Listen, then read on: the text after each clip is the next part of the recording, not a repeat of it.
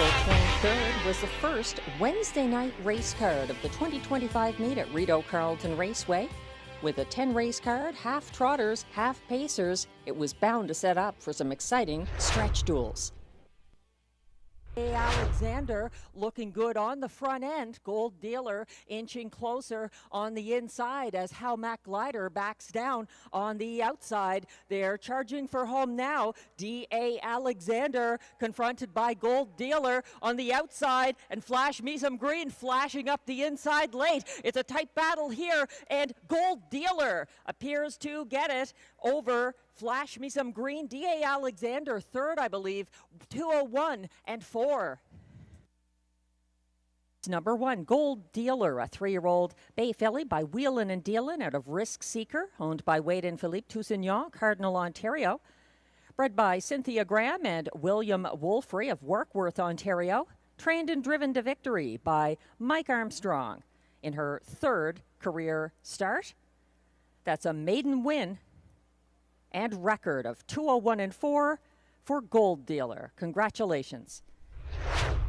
Into contention now from 5th, Dial Me Up, and still gapping slightly at the back of the field is Fancy Lettering. They approach 3/4, 1:26 and 1, the clocking, and that's Anna's Wish fighting on the inside, matching strides against Speaker Nancy on her outside, and looking to swing wide for the stretch drive, Sobble Amber. They are headed down the stretch, still led by a game Anna's Wish. Look at Sobble Amber powering up against Speaker Nancy. These two battling to the wire on the outside. A late surge. Sobble Amber prevails over Speaker Nancy, Anna's Wish, and D.A. Temptation. 155 flat.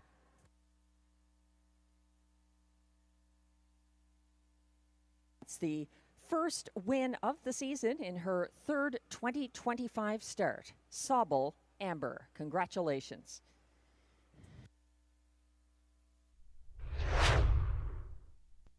1:27 and 2 at 3/4. This field still chasing Wish You'd Tell Me, a confident leader at the top of the stretch as the closers need to do more to reel him in. Next closest, Sensi Amnesia on the inside down the center of the track. Cleomax Duhara is gaining ground late. It's going to be too late.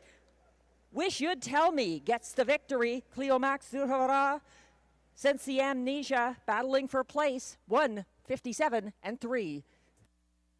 Race 3 winner number 5, Wish You'd Tell Me, a 9-year-old bay gelding by Wishing Stone out of Time to Tell, owned by trainer Gerard Vaillancourt of Kemptville, Ontario, bred by Pauline Rickert and C.H. Rickert of Fredonia, Pennsylvania, driven to victory by William Waugh, 1:57 and 3. That's the first win of the season for Wish. As is CrossFit, still sitting third as they turn for home. Oh no, on the run. Donatover has jumped it off. Stomper Tom picks up the pieces. CrossFit blasting up the inside path, wasting no time, is 3 wide. CrossFit prevails over Wasting No Time, Stomper Tom, and Donatover. This is so far a surprising 8-1 price on unofficial race 4 winner. Now coming into the Rideau Carleton winner's circle, number 1, CrossFit. He's a 9-year-old bay gelding by Donato Hanover out of Muscle Test, owned by Gordon McDonald of Ontario and Christopher Boland of Newfoundland, bred by Jason Allen and Douglas Allen of Concord Stud Farm LLC, New Jersey. Trained by Vic Putty, driven to victory by Marie-Claude Auger. The corrected times are now to see this through on the front end. Coming after her on the inside, Wildfire Blue Chip has more. He's pouring it on late, chasing the filly to the wire, but Zet Athena gets the win. Wildfire Blue Chip second over Drink Like Henry and JM Stella. Now coming back to the Rideau Carleton winner's circle, it's unofficial race 5 winner, number 1, Zet Athena, a 3-year-old bay filly by 6 Pack out of Zet Angel.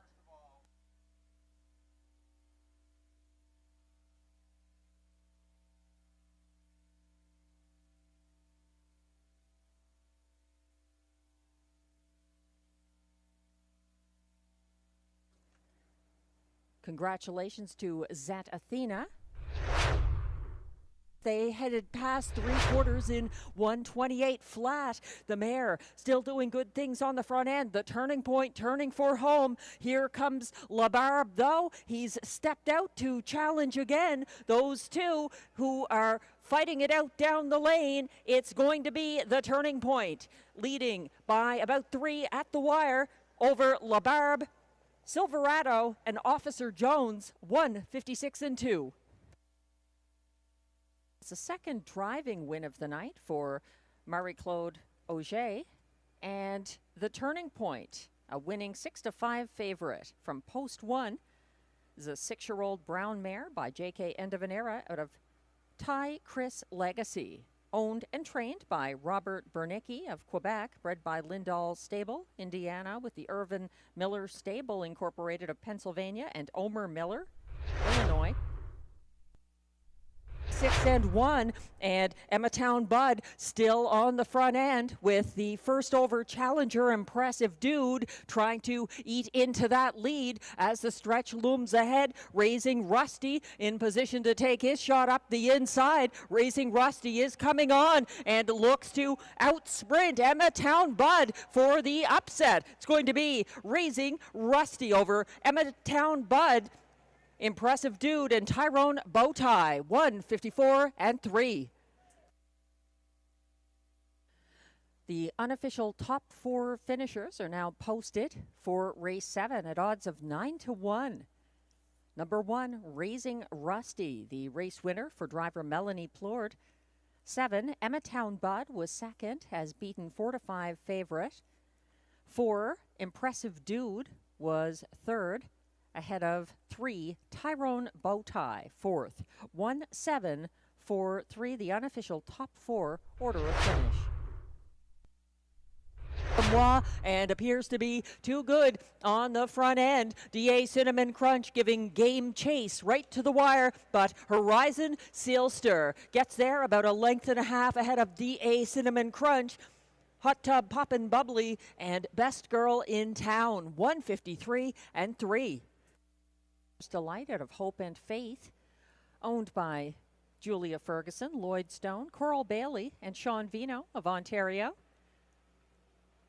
Horizon Sealster, bred by Sealster Farms of Lucan, Ontario. Trained by Ted McDonald, driven to victory by William Waugh. 1:53 and 3, a new lifetime mark for Horizon Sealster. Congratulations, an impressive win.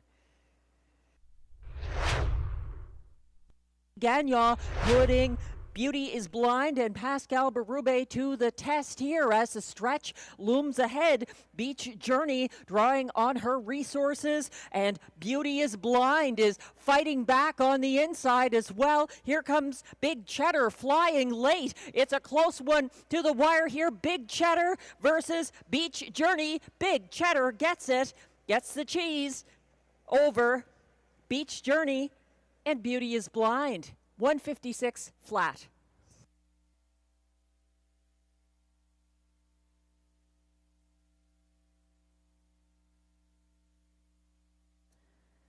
Now coming back to the Rideau Carleton Winner's Circle, unofficial race 9 winner, number 5, Big Cheddar, a 6-year-old bay mare by Better Than Cheddar out of Big Bottom, owned by Jamie Copley, Kenmore, Ontario, bred by Winback Farm, Chesapeake City, Maryland, trained by Jeff Taylor, driven to victory by Robert Shepard, 1:56 flat.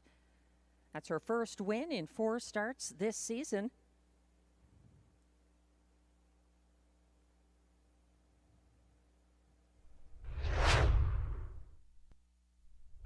Leaders, it is AJ Morelli and Marie-Claude Auger en route to her 3rd driving win of the night. That's AJ Morelli by a good 4 lengths over Love My Rockin' Bird, Saskabush Steve, and Sunchip, 1:54 flat.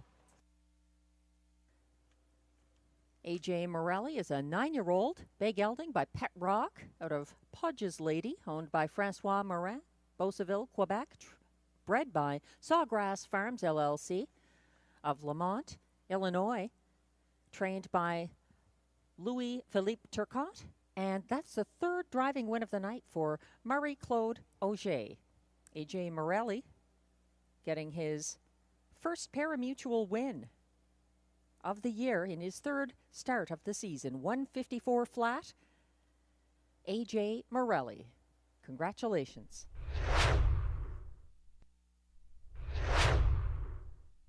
The race 7 feature, the preferred handicap trot, was the first driving win of the meet for Melanie Plourde, who got the job done with Raising Rusty from the rail. It was a 27th career victory for the 8-year-old son of Cadabra in 154 and 3. Join us again for more live racing from the nation's capital on Sunday, April 27th, 6:30 p.m. post time. And keep in mind, we'll be racing on Wednesdays at 6 p.m. for the rest of the 2025 meet. Catch you at Rideau Carleton Raceway.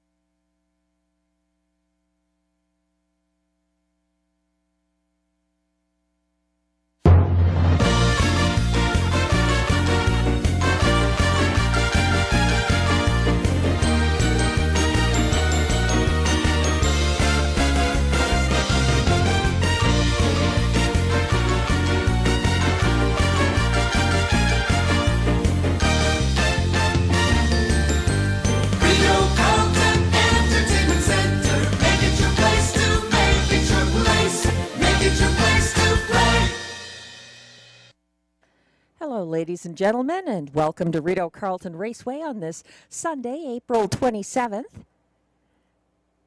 It's race night number 7 of the 2025 meet, and we're about 28 minutes away from post time for the first of our 10 live races tonight. Thanks very much for joining us. The track condition is fast and weather conditions clear with a temperature of 16 degrees Celsius, 60 Fahrenheit. Winds are from the southeast, 31 kilometers an hour, 19 miles per hour. Humidity is at 23%.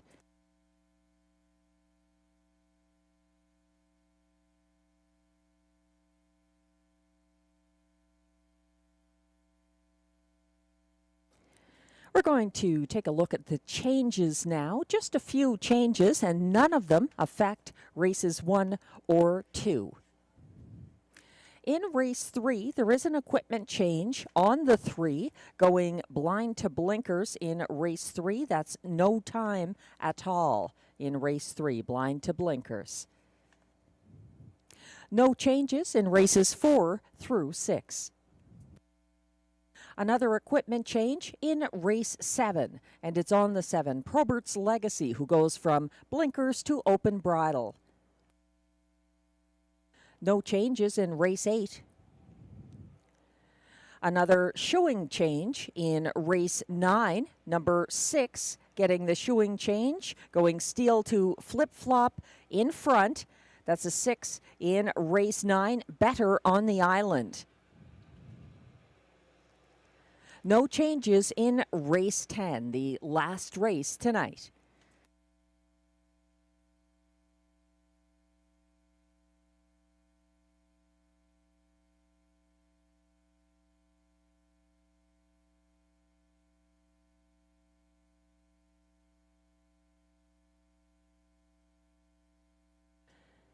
This week in harness racing for some live racing. First, we're going to take a look at some highlights this week in harness racing, and a little later on, worth remembering.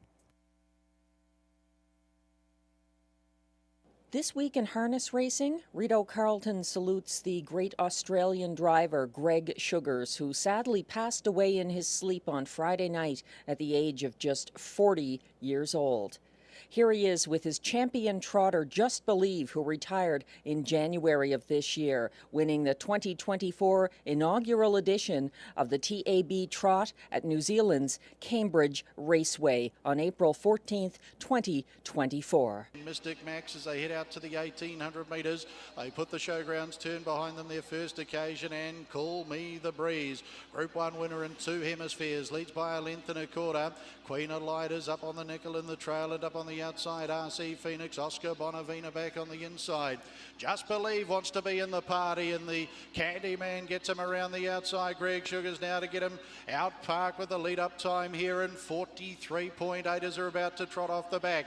Now Muscle Mountain, he's had the shuffle up to third last, back on the inside to Midnight Dash, and Mystic Max the last as they come inside the 1300 metres. The TAB Trot of 2024, and Call Me the Breeze, Nathan Jack leads. From on the outside, the Interdominion winner, Just Believe. Back on the inside, Queen Elida, the puppet Chris Alford. He's got the nice run on the leaders back, and will wait the TFS Horse Transport passing lane next time around.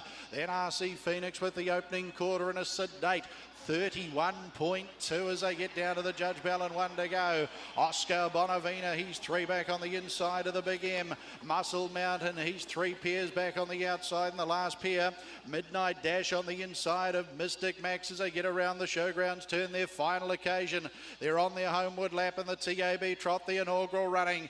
800 left to go in the second quarter, posted much better, 29.7. Call Me the Breeze leads by 3/4. Just Believe on the outside, Queen Elida in the trail, and in the 1-1 RC Phoenix, it's Australia. 1, 2, 3, 4. Oscar Bonavina on the inside of Muscle Mountain. They're followed then by Midnight Dash and Mystic Max. Off the back they come. 450 to go. Call Me the Breeze and Just Believe. 400 left to go. The back straight quarter, 27.9. They're followed by Queen Elida. Over on the outside then, as they come to the turn, RC Phoenix, Oscar Bonavina's picking a path through homeward bound, and it's Call Me the Breeze, Just Believe on the outside. Queen Elida passing lane, Oscar Bonavina, Call Me the Breeze, Just Believe digging in on the outside, and Queen Elida, a dour struggle. Just Believe though, a true great of the trotting world in Australasia, and Just Believe, he'll get the TAB trot over Call Me the Breeze and Queen Elida. They were followed RC Phoenix, Oscar Bonavina back on the inside to Midnight Dash, Muscle Mountain back in the field, and Mystic Max, he'll be the last, 240.14, a mile rate of 157. Our condolences to all the connections of the late driver we just saw in one of his big wins with trotter Just Believe, the late Greg Sugars.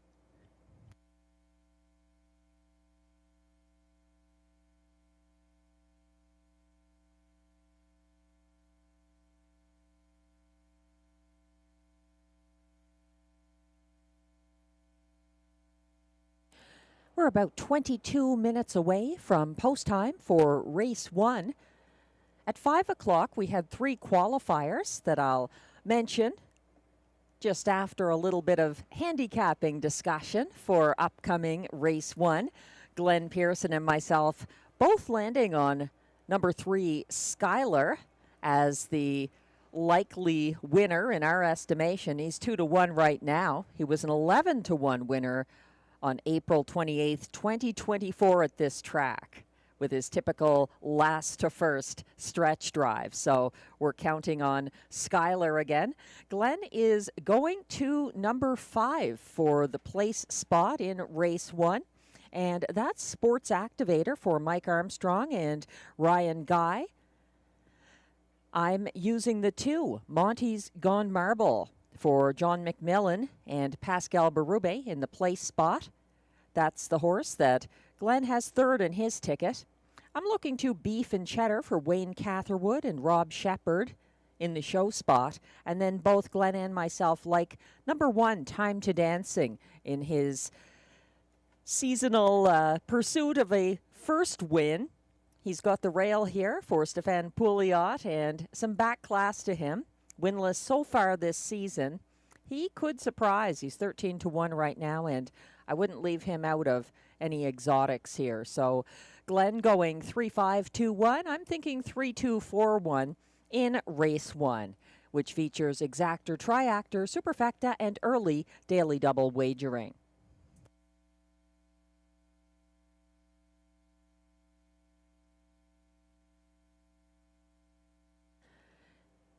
It's a nice fast track, a great night for some live racing here in the nation's capital. The qualifiers that took place starting at 5 o'clock, the first was on the trot, and 5 trotters were in that group. A gate-to-wire winner by 3 1/3 lengths in 2:01 and 4, Dominion, over Napoleon Hill and Armstead Fireball. The fractions in that first qualifier, 30-1 to the quarter, 1 minute and 2/5 at the half, 1:31-1 at 3/4, 2:01 and 4, the winning mile for Dominion. In the second qualifier, it was another gate-to-wire winner. It was Pacers and Trotters in this group of 6. The winner was Well Worth the Wait. Well Worth the Wait getting that victory over Beach Roller and Springbridge Gym. The fractions 28-4, 58-1, 127-4, 157 flat. That winning mile by a half length over Beach Roller for Well Worth the Wait.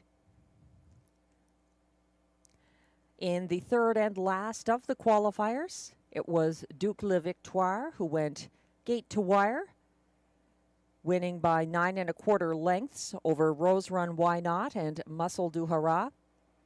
The fractions 28-2, 57-1, 126-4, 156-3, the winning time in the third and last qualifier today for Duke Le Victoire.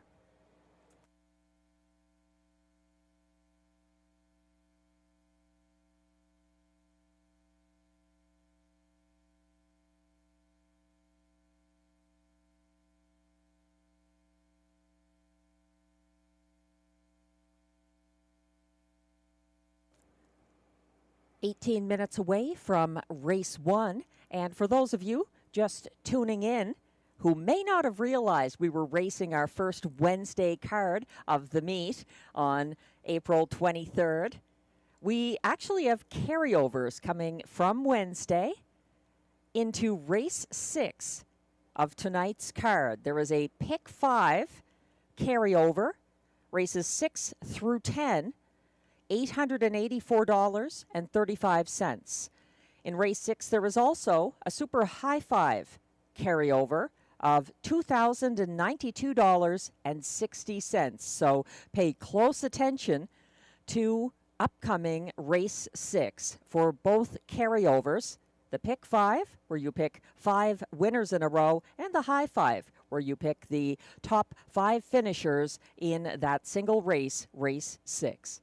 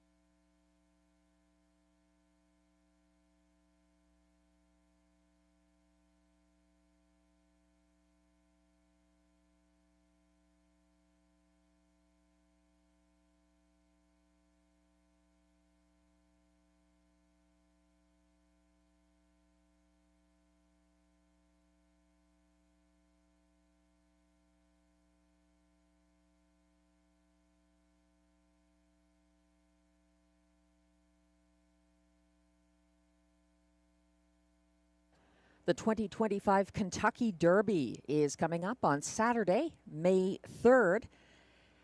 And if you'd like to take it in, watch and wager, enjoy some good food and drink in a real racing setting, we invite you to Rideau Carleton next Saturday to take it in.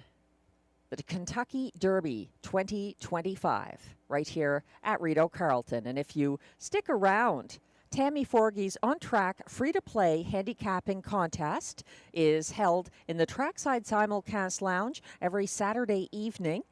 The jackpot was not hit last night, I understand, so that means $1,000 on the line on the night of the Kentucky Derby. If you stick around in the Simulcast Lounge trackside, it's free to play. You must be here to take part and collect your prize if you win. So $1,000. Another great reason to visit our Simulcast Lounge next Saturday.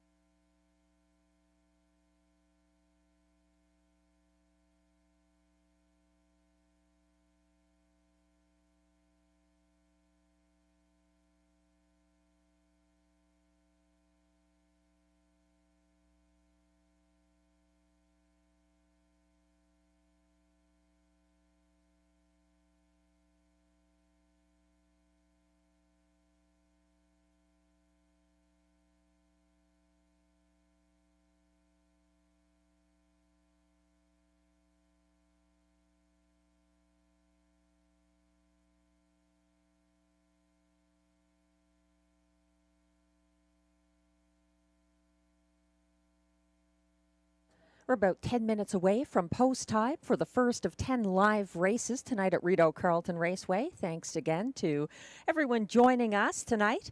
Don't forget, carryovers in the High 5 and Pick 5 coming up in Race 6 tonight. Congratulations to the Ottawa Senators on getting the victory over the Toronto Maple Leafs last night. Sens Mile going wild downtown in Ottawa. The Leafs still leading that series, 3-1 over Ottawa. And the next game is coming up Tuesday, April 29th, 7 p.m., Senators at Maple Leafs.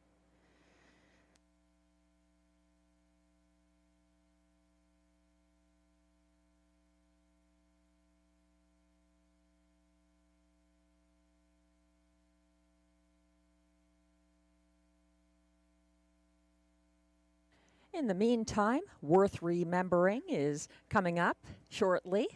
Thanks again to Aiden for sending in that suggestion. The board divided right now for upcoming race 1. Co-favorites, number 3, Skylar, the top choice of myself and Glenn Pearson. And the 2, Monty's Gone Marble, also at odds of 9-5. Our Superfecta tickets are back on the screen. Skylar is such a good closer. He got away second from the rail here last Sunday. He was behind gate-to-wire winner I Am a Rocket and pocketed up. He was gapping on the backstretch and overtaken in the stretch for place, but nearly matched his 2024 seasonal best clocking. He gets class relief, and that definitely helps Skylar, a 9-time winner last season. Monty's Gone Marble, a strong contender here from post 2. He was undefeated for Pascal Berube coming into tonight's race 1. He was first to the front Sunday from the same post at a slightly lower classification. He stretched out the first over Shotgun Jerry past the opening quarter and sat the pocket until deep stretch, winning with a late move up the inside path. Another player in both of our tickets, Glenn and myself, is our 4th choice horse. Number 1, Time to Dancing. He cut the fractions, finishing second to Preferred Pacer Full Horse in his March 15th comeback qualifier, then got caught in near the back of the field past the half here Sunday.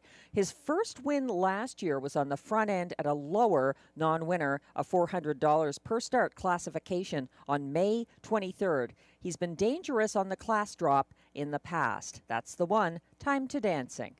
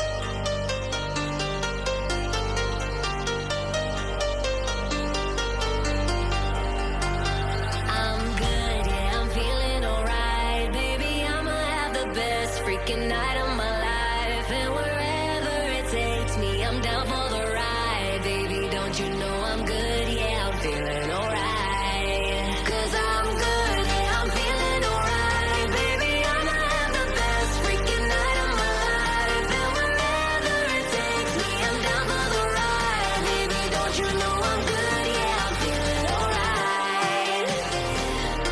'Cause I'm good, yeah, I'm feeling alright. Baby, I'ma have the best freaking night of my life, and wherever it takes me, I'm down for the ride. Baby, don't you know I'm good? Yeah, I'm feeling alright.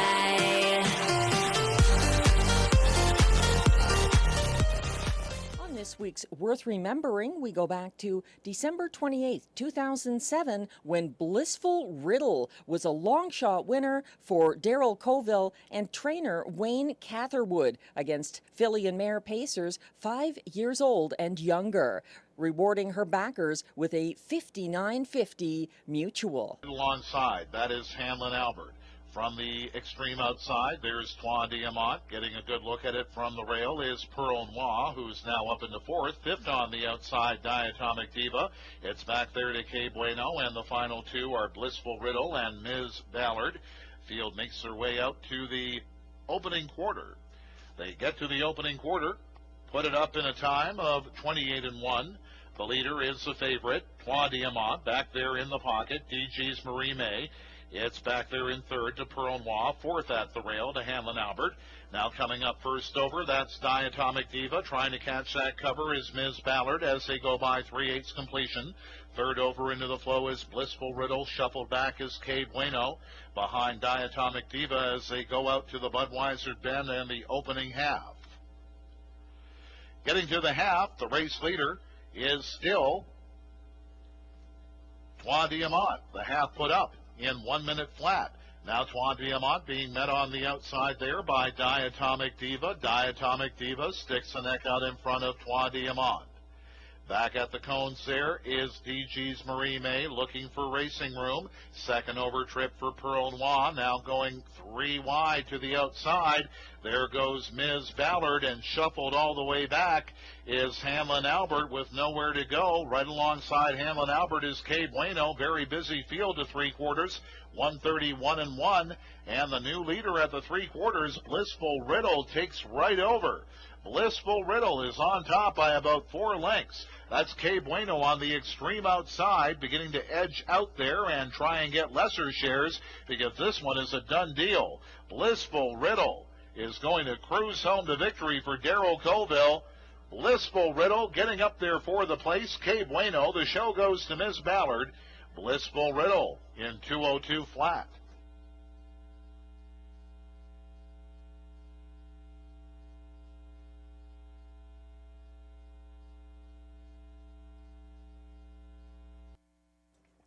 Blissful Riddle. What a win back in December of 2007 at Rideau Carleton.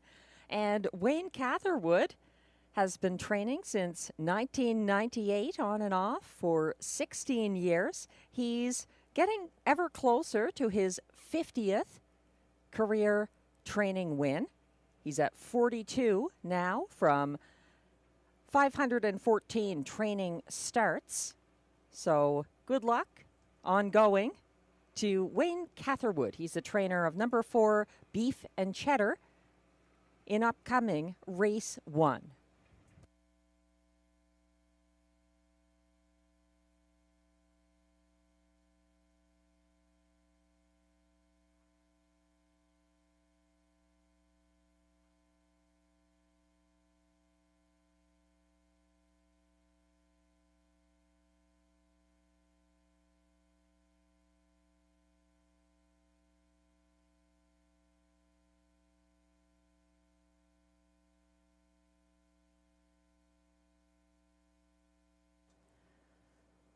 The horses are coming from the Rideau backstretch towards the track for the Race 1 post parade. Skylar, the top choice of both Glenn Pearson and myself, is the current 8-5 favorite from post 3. Exactor, Triactor, Superfecta, and early daily double wagering are on the menu.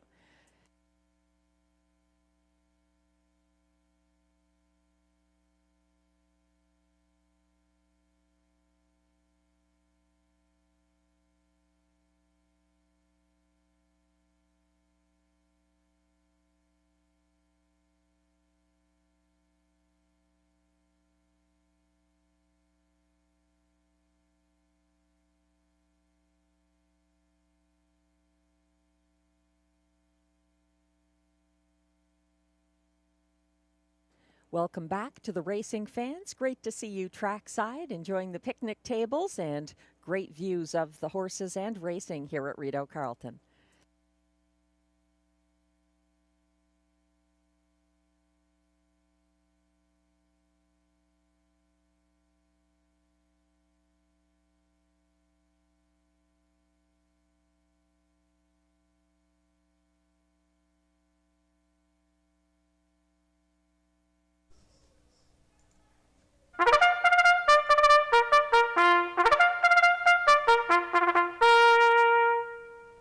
The Race 1 Post Parade is on track. These pacers are non-winners of $6,000 in their last 5 starts, also eligible non-winners of $40,000 lifetime and also eligible $18,000 claimers. They're racing for a purse of $7,800.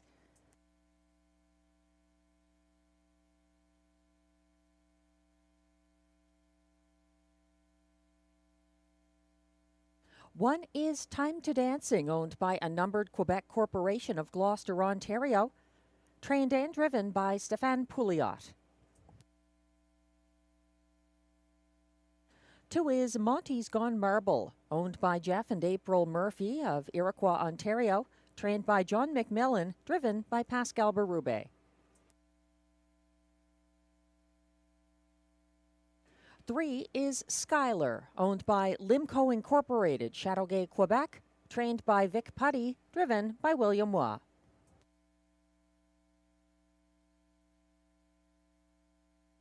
The current 3-2 favorite is number 4, Beef and Cheddar, owned and trained by Wayne Catherwood of Princeton, Ontario, and driven by Robert Shepard.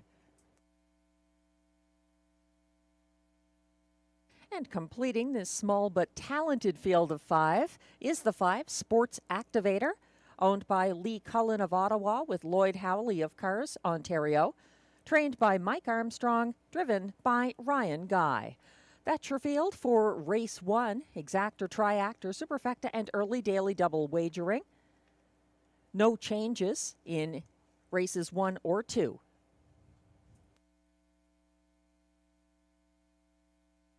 We're getting a closer look at the current favorite. The board has shifted quite a bit. We've had a few different favorites already in Race 1. Beef and Cheddar from Post 4 is a serious player here. He had a 3-race Rideau win streak underway this season. It came to an end last Sunday. He was 3 wide off the gate to battle Smiling Billy the Kid for command, got parked to a 26-2 opening quarter as Day Delight took the lead and backpedaled to single file 4th.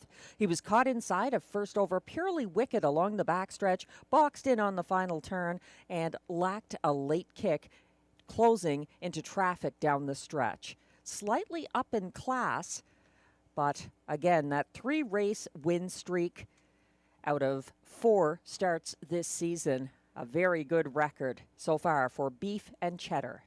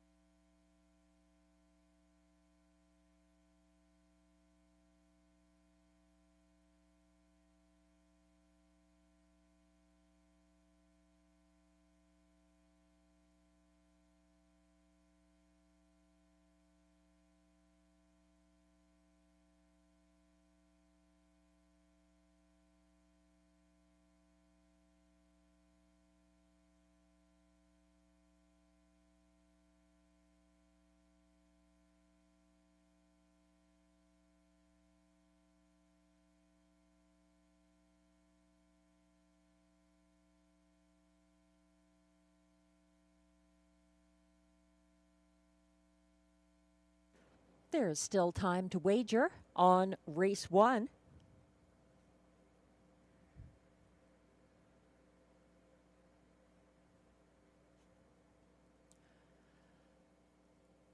Also time to think about those multi-legs coming up tonight. The first of the 3 pick 4 sequences begins in race 2. And then we have carryovers in race 6 in the high 5 and also the pick 5.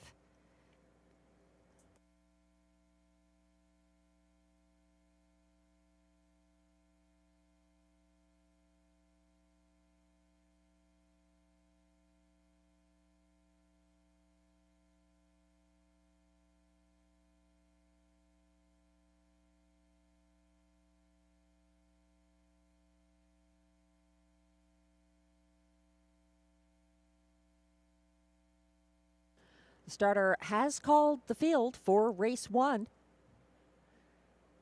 This is your last opportunity to play the early daily double tonight at Rideau Carleton. The Pacers are lining up for race 1. 1 is Time to Dancing, Stéphane Pouliot. 2, Monty's Gone Marble, Pascal Berube. 3, Skylar, William Waugh. 4, Beef and Cheddar, Robert Shepard, and on the outside is 5, Sports Activator for Ryan Guy. He's still a few lengths behind the rest, all on gate, headed into the turn.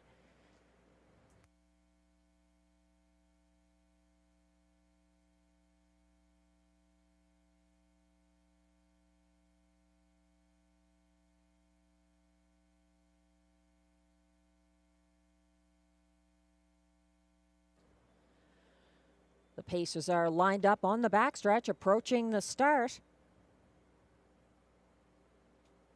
And they're off, and trailing early is Sports Activator, leaving early Beef and Cheddar, and Robert Shepard taking no chances, moving out ahead of Monty's Gone Marble to claim the early lead. Third on the inside, Time to Dancing. Settling behind him into fourth is the closer, Skylar. At the back of the field, Sports Activator. Up front and leading the way to the opening quarter, that's Beef and Cheddar in line to Robert Shepard, and reaching that point unchallenged in 27-2. He's shadowed closely by Monty's Gone Marble, sitting about a length and a half behind him, and now tightening up in second as they pass in front of the grandstand the first time. It's about 2 lengths back to third for Time to Dancing, about a length and a half behind him, and fourth to Skylar, and still at the back of the field is Sports Activator. They're single file en route to the halfway point, and having it his way on the front end, that's Beef and Cheddar getting there in 57 flat. He's keeping ahead of Monty's Gone Marble, who stalks closely, and here comes an early bid from Skylar. He's first over and up into third on the outside of Monty's Gone Marble, and moving on, approaching 3/4. Following him second over now in fourth is Time to Dancing, although he's gapping cover and dropping back. Moving up the inside now into fourth is Sports Activator. They went by 3/4 in 1:25-3. Beef and Cheddar still leading the way. Monty's Gone Marble dropping back on the inside, caught first over, not doing enough quite yet. Skylar is second and gearing up for the stretch drive. Skylar still trying to tap into his late pace, and so is Sports Activator. A battle to the wire here. Beef and Cheddar maintains a narrow advantage. Beef and Cheddar by about half a length over Skylar. Sports Activator, Monty's Gone Marble, and Time to Dancing, 1:53-3.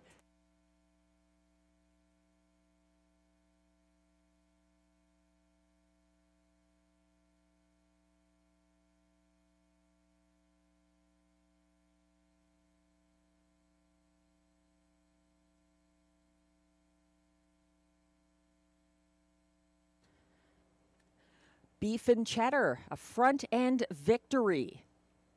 After his first loss of the year, he holds off to very strong closers down the stretch for win number 4 and start number 5 of the season at Rideau Carleton. Unofficial results are posted for race 1. Number 4, Beef and Cheddar, the race winner for Robert Shepard. Schuyler was second as beaten 3-2 favorite. Sports Activator, number 5, closed for show ahead of 2. Monty's Gone Marble, 4th. 4-3, 5-2, the unofficial top 4 order of finish. Please hold all tickets.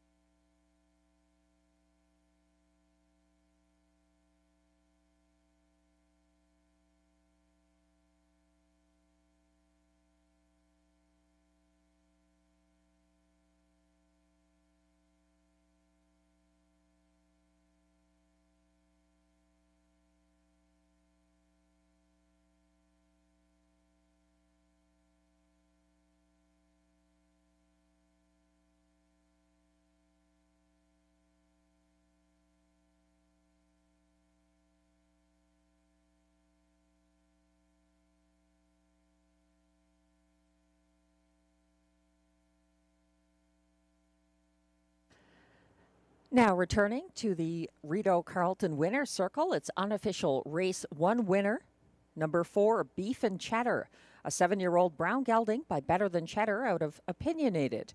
Owned and trained by Wayne Catherwood of Brinston, Ontario, bred by Matthew Chappell of Chatham, Ontario, driven to victory by Robert Shepherd. As mentioned, win number 4 of the season from just 5 starts for Beef and Cheddar. And Wayne Catherwood, I believe that's training win number 43, trying to close in on his 50th training win. Congratulations. And Race 1 results are now official.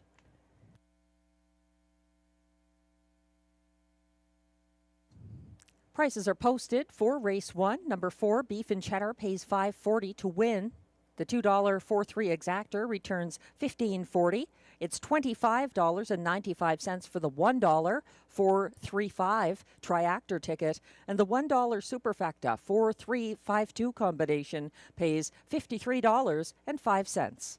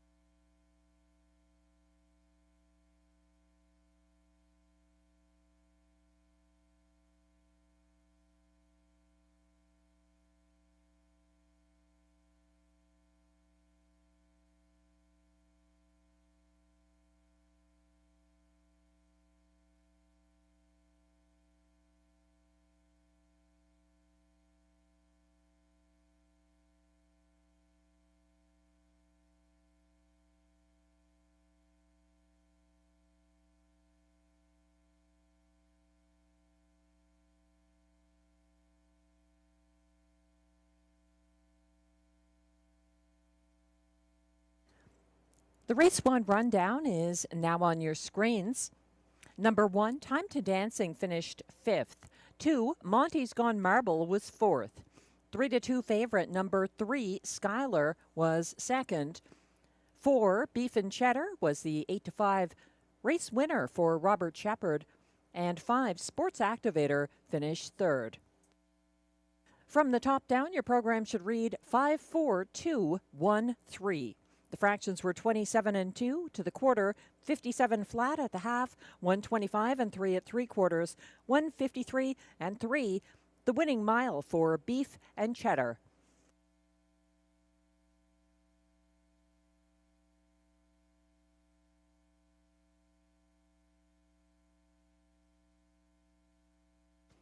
It's not too soon to look ahead to race 6, even though it's race 2 that's coming up. We have 2 carryovers moving on from our Wednesday card, and they both fall on race 6 tonight. A super high 5 carryover of $2,092.60.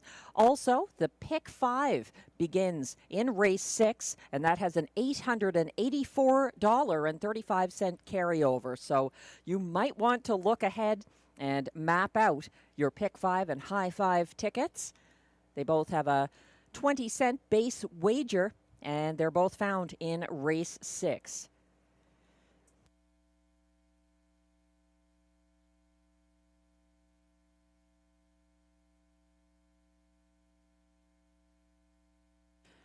Race 2 is coming up with exactor, triactor, superfecta, and early pick 4 wagering. No changes.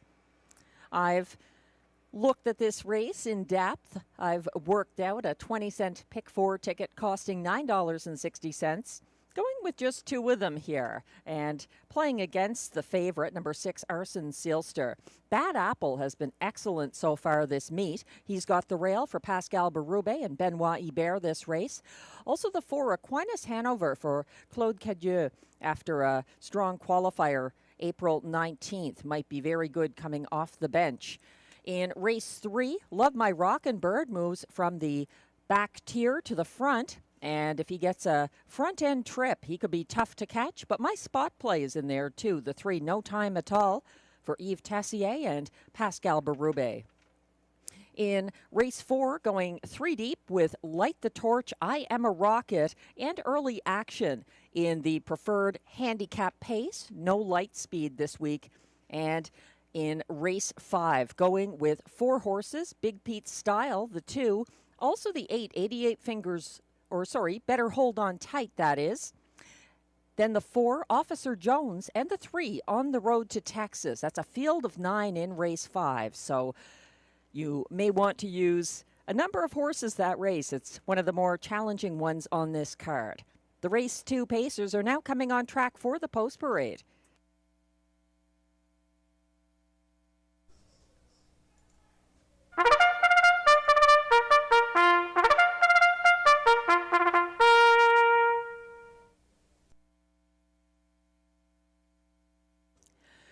Race 2 is for non-winners of $15,000 or 2 races lifetime with allowances for fillies and mares. Also eligible $20,000 claimers for non-winners of $30,000 lifetime. They race for a purse of $6,200.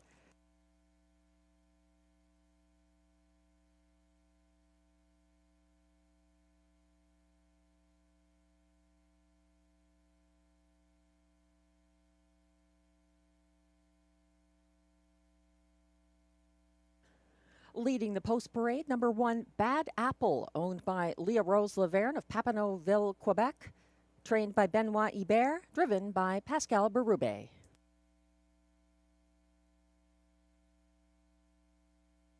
Two is the free-legged Sundance Leo, owned by Denise Auger of Trois-Rivières, Quebec, trained by Ariane Girard, driven by William Waugh. 3 is Surratt Hanover, owned by trainer Denis Maisonneuve of Gatineau, Quebec, driven by Robert Shepard.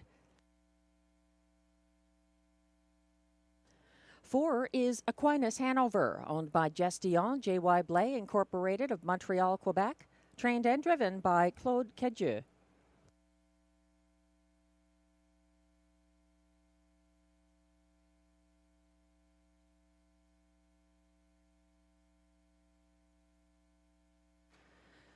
Moving on to number 6, the current 2-5 favorite, Arson Sealster, owned by Jamie Copley, Kimberly Eden, and Darren Tingley of Ontario, with Dwayne Tingley of Nova Scotia, trained by Mandy Archer, driven by Guy Gagnon.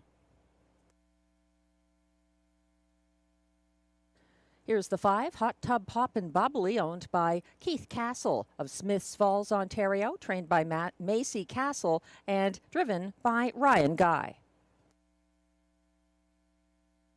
And completing this field from post 7, My Midnight Lover, owned by trainer Eric Lafleur of Quebec, driven by Marie-Claude Auger.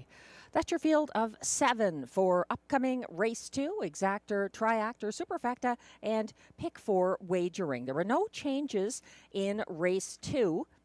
However, in this pick 4 sequence, if you're playing the pick 4, pay attention in race 3. There's an equipment change on the 3, no time at all, going blind to blinkers.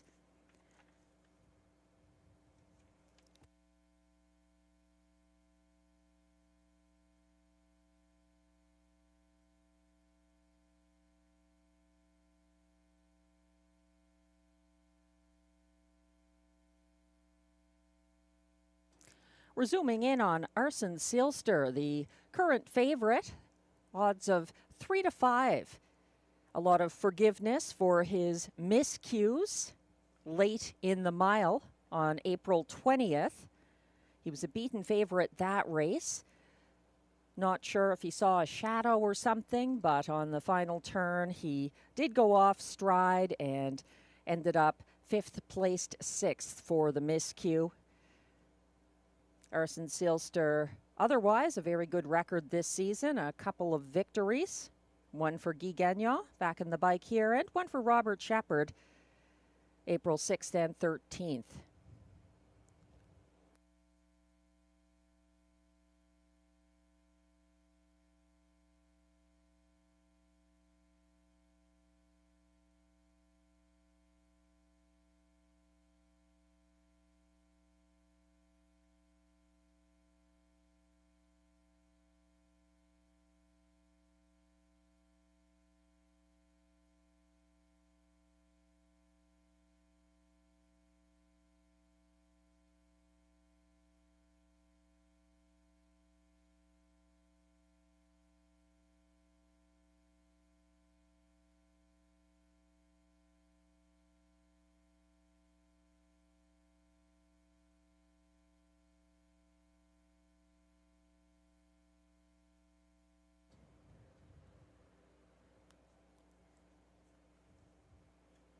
Still time to get involved in the first of the pick 4s this evening that kicks off here in race 2. Arson Sealster, the beaten 1-9 favorite last Sunday, is getting full support here. He's got 3-5 odds at the moment from post 6. I think there are others in the field to watch. My top pick is currently 2-1. That's for Aquinas Hanover. He broke his maiden from off the pace in his July 7th, 2024 Rideau Parimutuel debut for Claude Cadieux. He won going away in his April 19th qualifier here, beating 5 other pacers. The starter has called the field for race 2. This is your final opportunity to get involved in the early pick 4.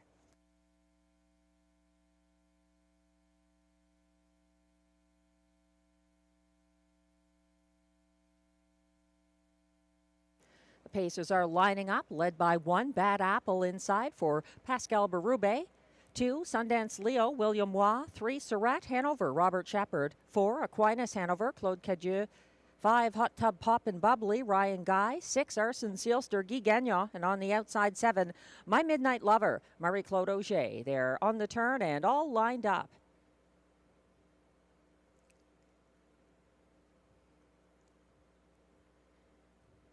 Starting gate has turned on to the Rideau Carleton backstretch.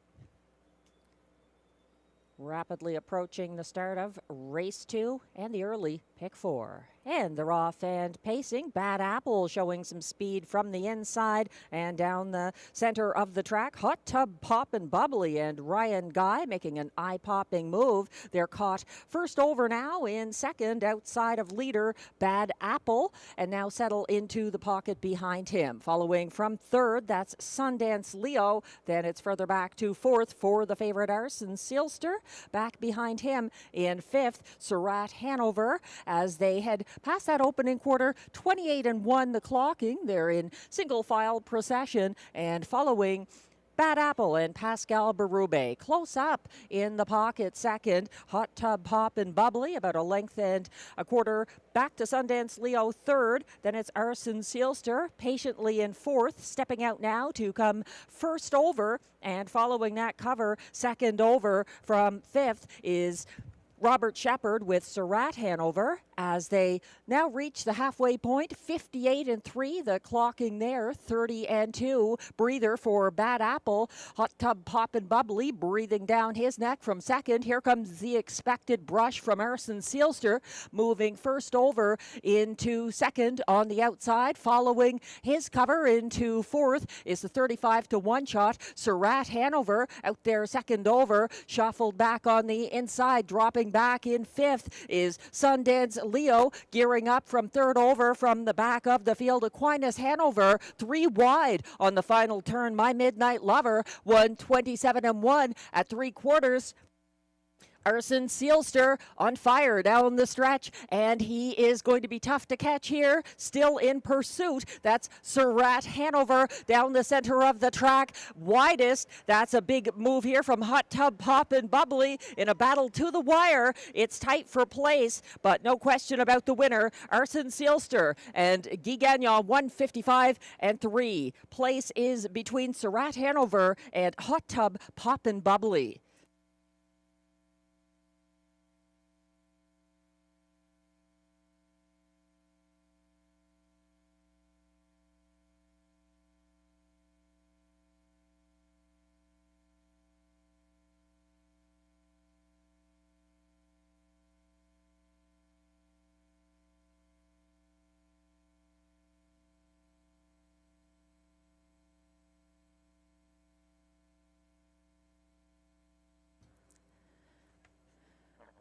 Arson Sealster found redemption tonight after the unfortunate break last Sunday. He powers to a 3 or so length victory, holding off the closers, Surratt Hanover and Hot Tub Poppin' Bubbly.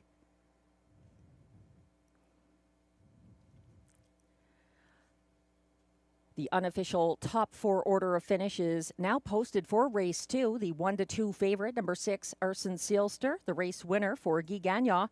Over 19-1 shot, number 5, Hot Tub Poppin' Bubbly, who finished second, ahead of 3, Surratt Hanover, third, and early pace setter number 1, Bad Apple, held on for fourth. 6, 5, 3, 1. The unofficial top 4 order of finish. Please hold all tickets.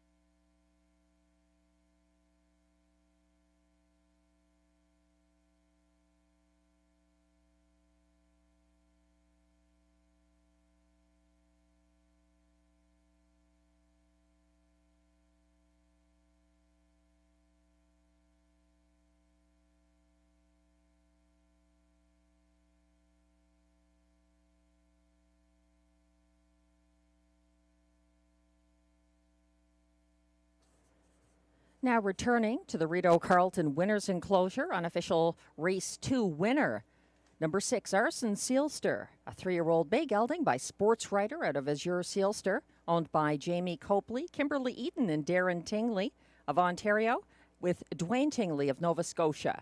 Arson Sealster was bred by Sealster Farms Incorporated, Lucan, Ontario, trained by Mandy Archer, driven to his 3rd win of the season by Guy Gagnon, 155 and 3.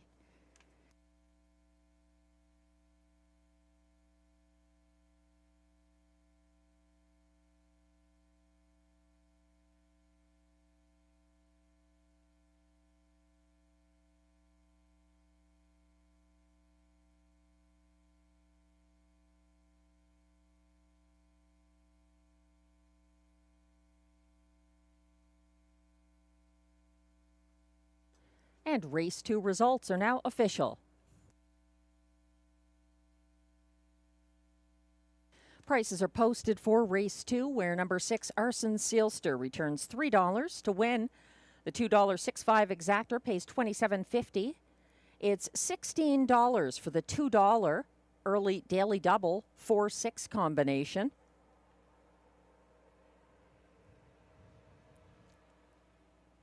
The $1.653 triactor returns $114, and it's $232.30 for the $1 superfecta 6531 ticket.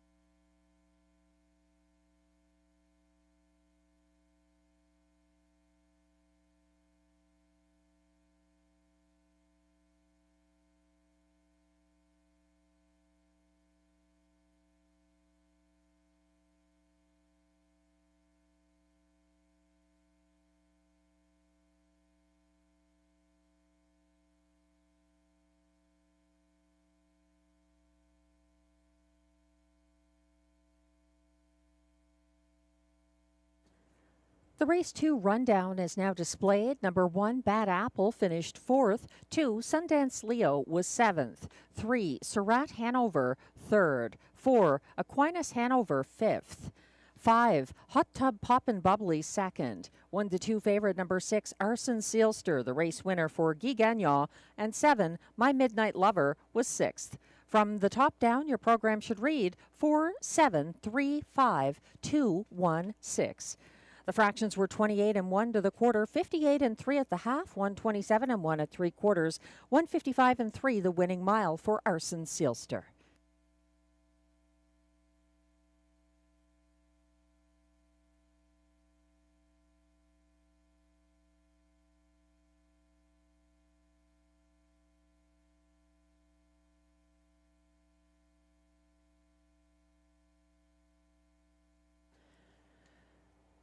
$2,092 reasons to pay attention to race 6. That's the carryover in the Super High Five. coming up tonight in race 6. And race 6 also noteworthy. It begins our only pick 5 sequence of the card and also has a carryover. So you have an extra 884 reasons to be paying attention to race 6. And it's a great wagering opportunity. You don't often see carryovers as much as we used to in harness racing. Here's 2 of them served up tonight in race 6.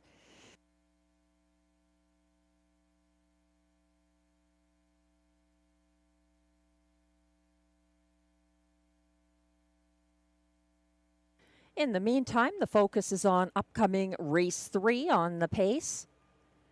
Exactor, Triactor, Superfecta, and Pick 3 wagering available. There has been an equipment change announced on the 3.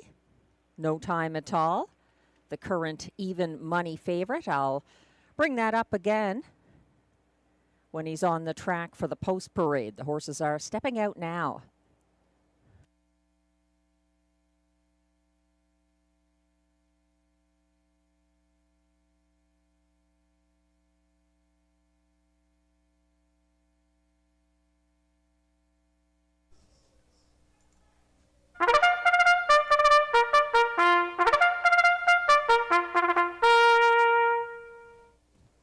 Here comes the race 3 post parade. These pacers are non-winners of $3,500 in their last 5 starts. Non-winners of a race this year allowed $500. Also eligible $15,000 claimers and also eligible non-winners of $30,000 lifetime. The purse, $7,000.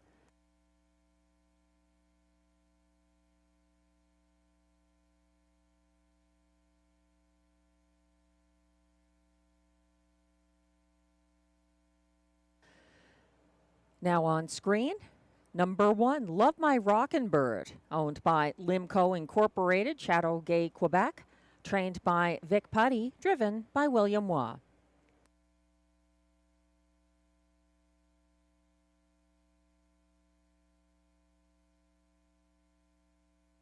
Two is Gascoigne Sunday, owned by trainer John McMillan with Aidan Keeley Griffiths of Odessa, Ontario, and driven by Marie-Claude Auger.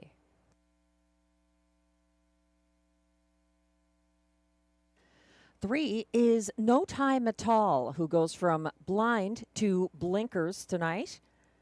No Time at All, owned by Jean Allaire, Gina Bragagnolo, and trainer Yves Tessier of Quebec, and driven by Pascal Berube.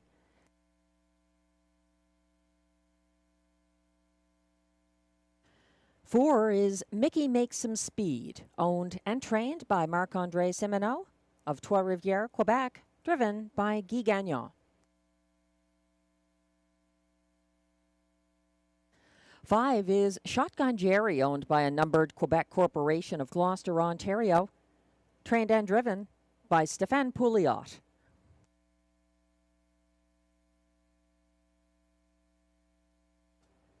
And from post 6, it's Purely Wicked, owned by Robin Morley of Mildmay, Ontario, trained by Cara Stacey and driven by Clark Stacey. That's your field of 6 for upcoming race 3. Exactor, Triactor, Superfecta, and Pick 3 wagering.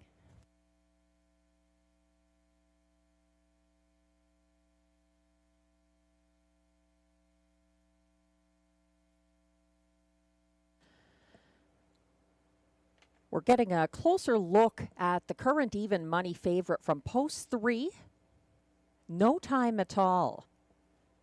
He's winless in 2 parimutuel starts this season. Getting a bit of class relief here and retaining driver Pascal Berube. He's got the equipment change, a bridle change, going from the blind bridle to blinkers tonight. And No Time at All actually looks like Pascal Berube's possible choice over Mickey Makes Some Speed, the 4 in this field, who picks up driver Guy Gagnon tonight. No Time at All has 5 wins last season on his record for Pascal Berube. He was gaining ground into fourth along the pylons on the first turn here last Sunday. He came first over from third at 3/4, chasing the leader, Day Delight, into deep stretch. And then both of them got stung by Smiling Billy the Kid, who came up the inside path late. So no time at all. Competitive in back-to-back show finishes here at Rideau Carleton.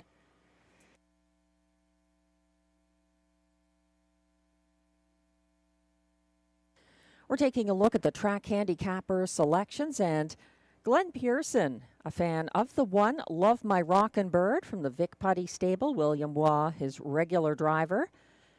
Aboard Love My Rockin' Bird, a beaten favorite on Wednesday and making a quick turnaround here. Everyone knows Love My Rockin' Bird is a front-end loving horse. He did have the trailing post position on Wednesday, and now he's back with rail advantage. So 7-2, definitely a good choice here. I've thought about him quite a bit. It was quite hard to decide between the 1 and the 3 on top of the ticket here. Glenn is going to 5. Shotgun Jerry in the place spot. He was on the lead, but stung late by Monty's Gone Marble last Sunday and finished second as beaten favorite. I'm using that one 4th in my ticket. Glenn likes number 4. Mickey Makes Some Speed for catch driver Guy Gagnon in the show spot, as do I. He's up in class here, but otherwise has a lot going for him. He closed strongly, 28-1 last panel last Sunday for show behind Major Hill and Love My Rockin' Bird. Completing Glenn's Superfecta, the 3, No Time at All, and I'm using Shotgun Jerry.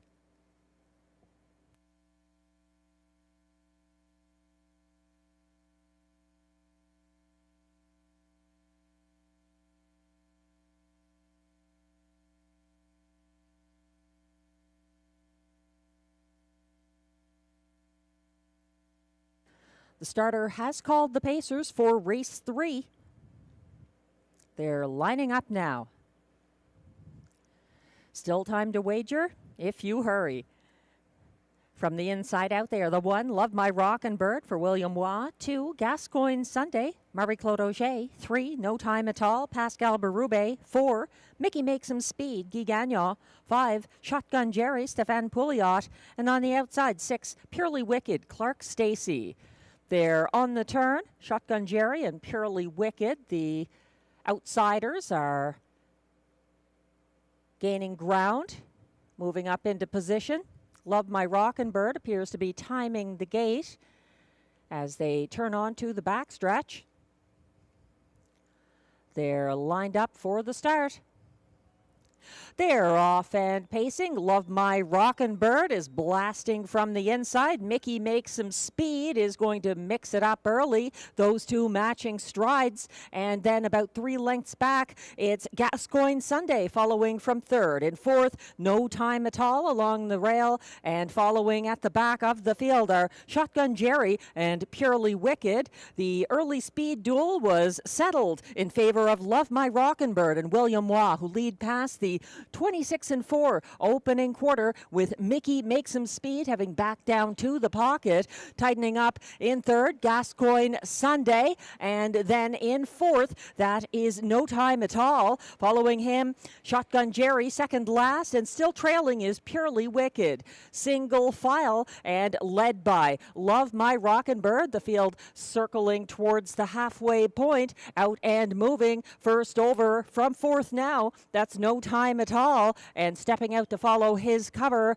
2nd over from 2nd last, Shotgun Jerry, 56-1 past the half. Love My Rockin' Bird has company on his outside now. That's No Time at All. Bridle to bridle and matching strides on the inside. Nowhere to go for Mickey Makes Some Speed. He's boxed in 3rd. 2nd over in 4th, and matching strides with him is Shotgun Jerry. Underway from the back of the field. 3rd over, Purely Wicked Wicked advancing, shuffled to last. Gascoigne Sunday, 3 in, 3 out on the turn for home. They went by 3/4 in 1:25 and 4. And Shotgun Jerry is stepping around rivals to claim the lead for Stefan Pouliot. And No Time at All is caught in traffic, closing still wider. That's Purely Wicked trying to chase down Shotgun Jerry, but it's going to be Shotgun Jerry prevailing over Purely Wicked. Mickey makes some speed and possibly No Time at All. 1:55 and 2.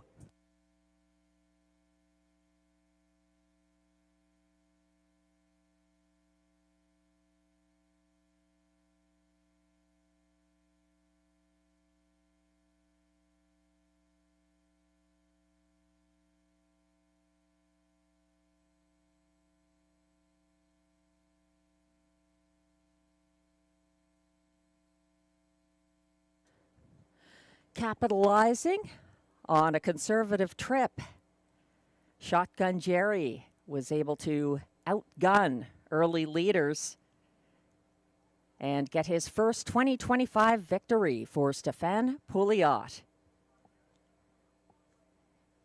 Unofficial results are now posted for the top 4 finishers in race 3. At the last flash, the 5 Shotgun Jerry became the 7-5 favorite. He's the race winner over 6. The 16-1 shot, Purely Wicked, closing for place. 4, Mickey Makes Some Speed, was 3rd. And 3, No Time at All, finished 4th. 5, 6, 4, 3, the unofficial top 4 order of finish. Please hold all tickets.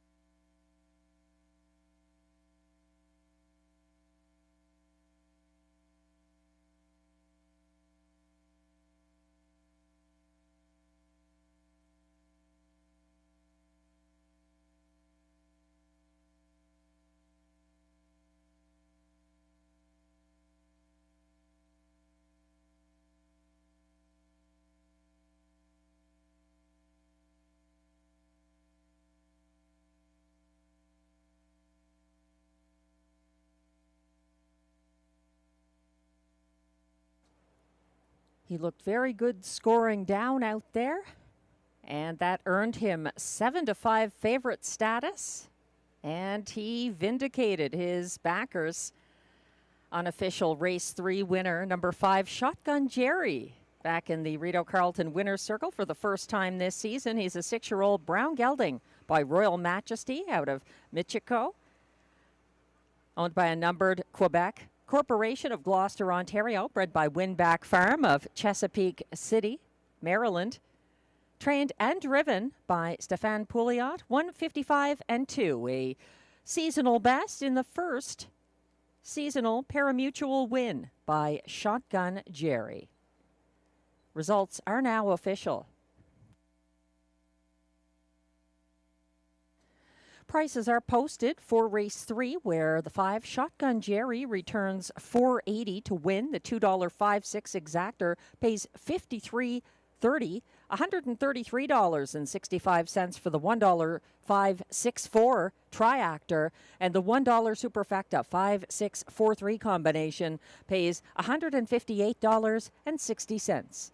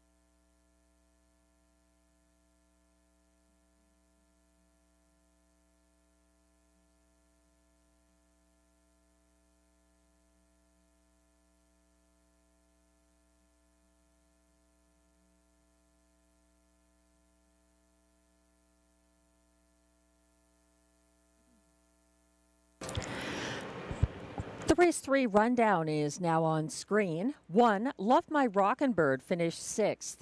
2, Gascoigne Sunday was 5th. 3, No Time at All was 4th.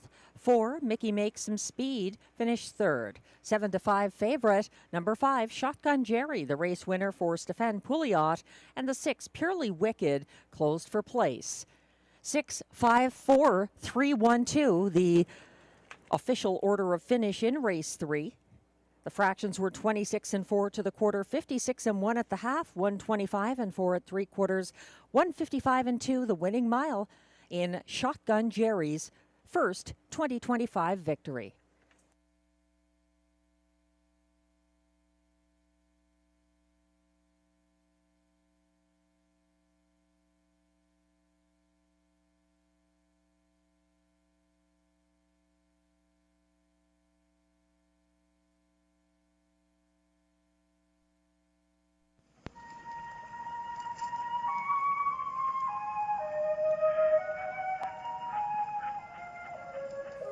This is Fiona.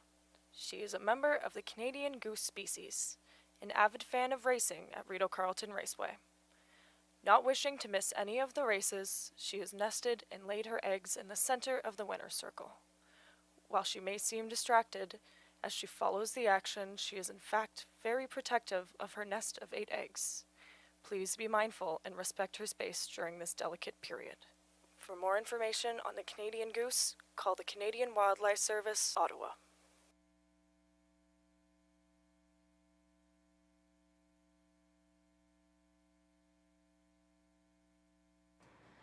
And we're getting a live look at Fiona and her nest right now. She and her husband are back and taking care of the nest trackside at Rideau Carleton. We've got a sign up advising patrons to give them their distance because they can be very protective of the nest. So all the best to Fiona and her partner and their brood this season. Race 4 is coming up next, and it's our preferred handicap pace. There's exactor, triactor, superfecta, and middle pick 4 wagering here. With no light speed in the mix, it makes for a more competitive race. And I've heard a number of people on racing Twitter, or X, already voicing some support for the 3 here. Light the Torch for Marc-André Simoneau and driver Pascal Berube. He's been closing in on the light speed late, getting a place finish in the first 2 preferred handicaps of the season, and then finishing 3rd last Sunday behind the light speed and early action. The light speed is not part of tonight's field. It's 5 preferred pacers. Current favorite is my top choice here at odds of 6 to 5. He's up in class, but he's got a lot of back class to him, and he's trained and driven by Guy Gagnon. That's a 4. I Am a Rocket.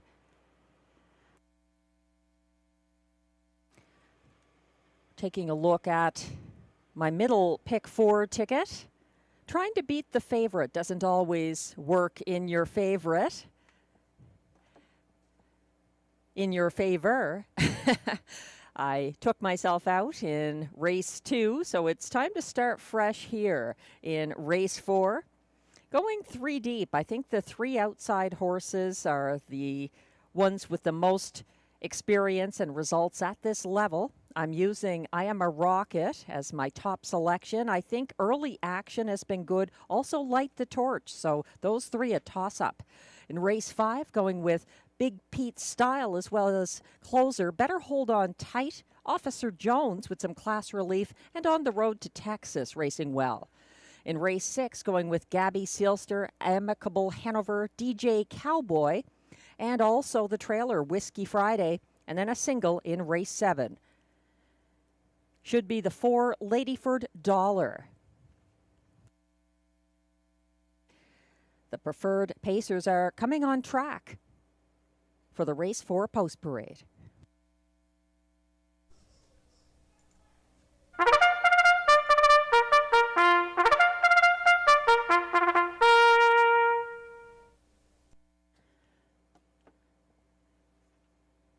And it's the preferred handicap pace, going for a purse of $10,000. No changes. Here's the post parade.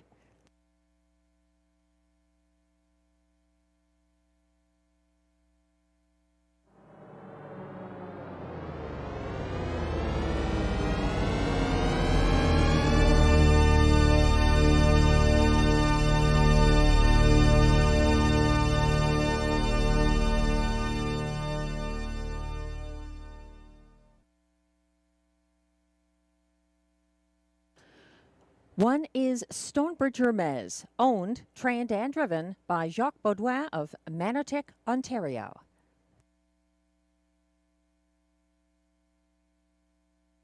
Two is Smiling Billy the Kid, owned by Benoit Ibert, Papineauville, Quebec. He also trains. Marie-Claude Auger is in the sulky.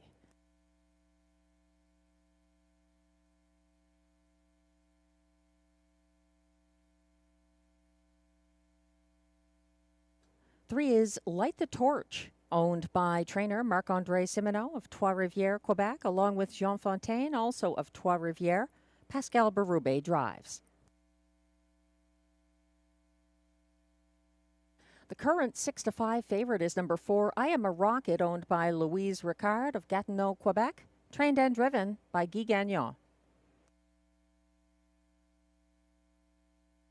And completing this 5-horse field from post 5, Early Action, owned by Jamie Copley of Kenmore and Kimberly Eaton of Brockville, Ontario, trained by Mandy Archer and driven by Robert Shepard. That's your condensed field of 5 for race 4, exactor, triactor, superfecta, and pick 4 wagering here.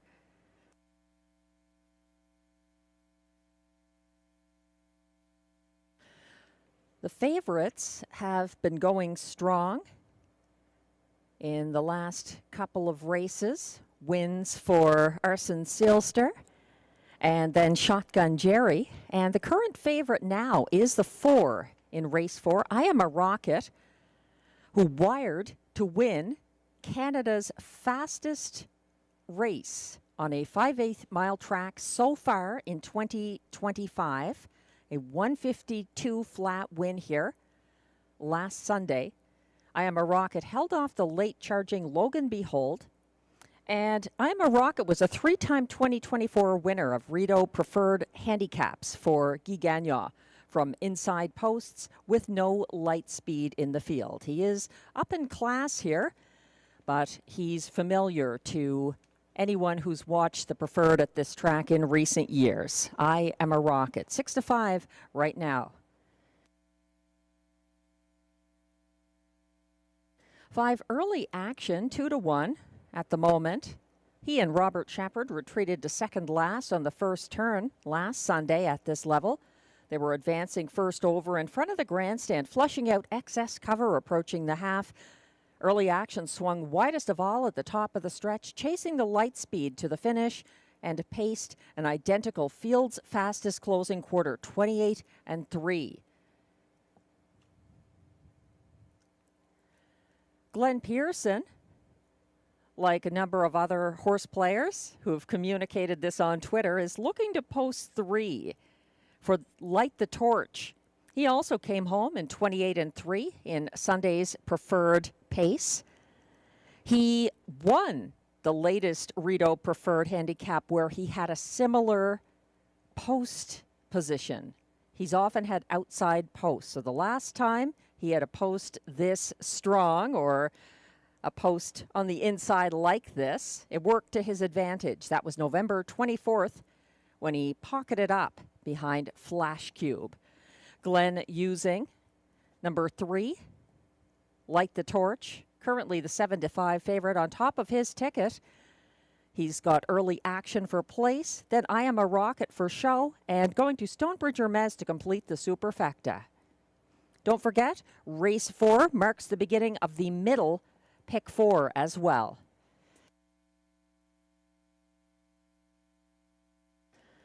The starter has called the Preferred Pacers.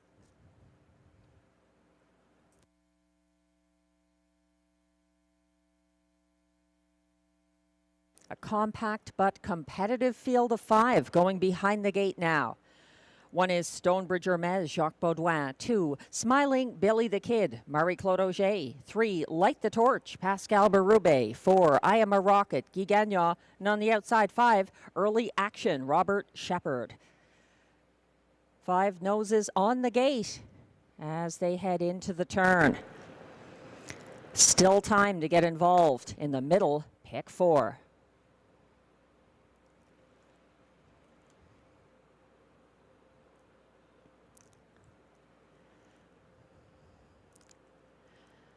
They're on the backstretch, headed towards the start.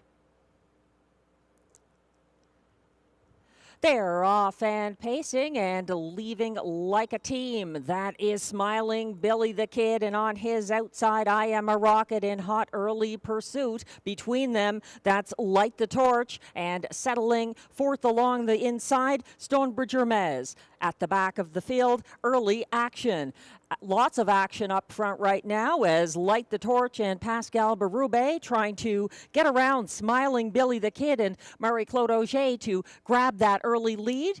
They land there past the opening quarter of 27-1. Smiling Billy the Kid now sits the pocket behind leader Light the Torch.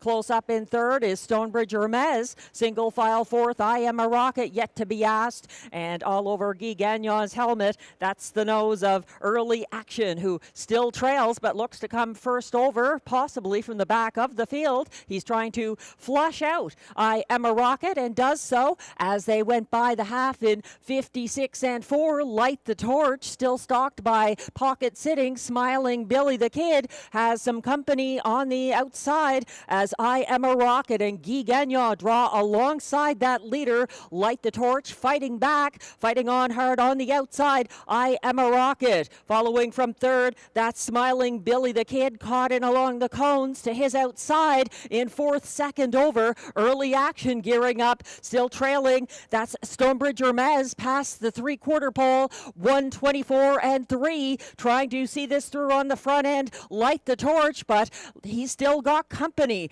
It's a persistent I Am a Rocket on the outside and charging late. Here comes Early Action up the cones. Stonebridge Hermes is charging as well as Smiling Billy the Kid, but Early Action pulls the off-the-pace victory over Light the Torch and I Am a Rocket, 152-4.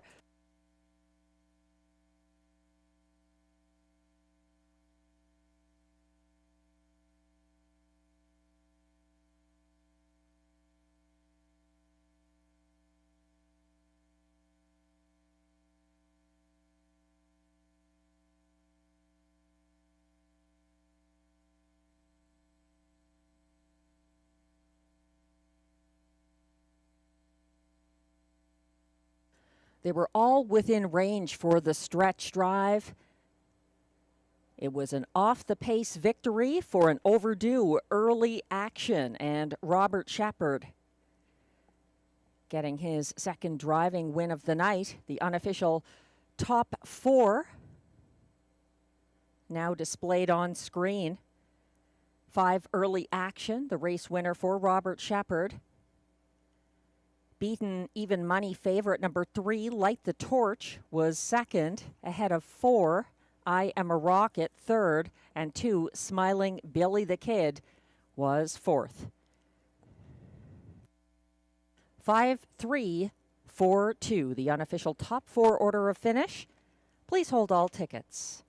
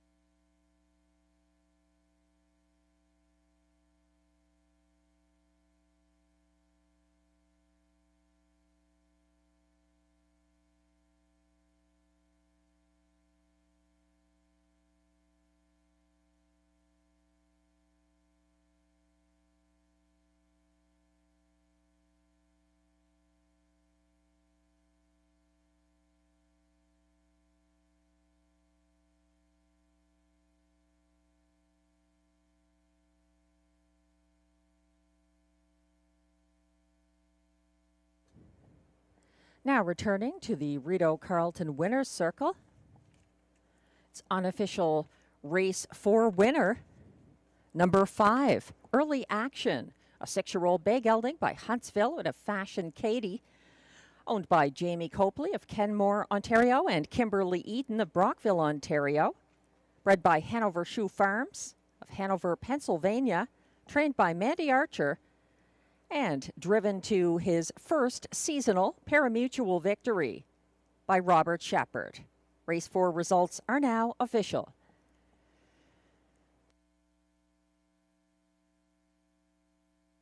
Prices are posted for race 4, where the 5 Early Action pays $5.70 to win. The $2 5-3 exactor pays $12. It's $8.95 for the $1 triactor 534, and the $1 superfecta 5342 combination pays $16.35.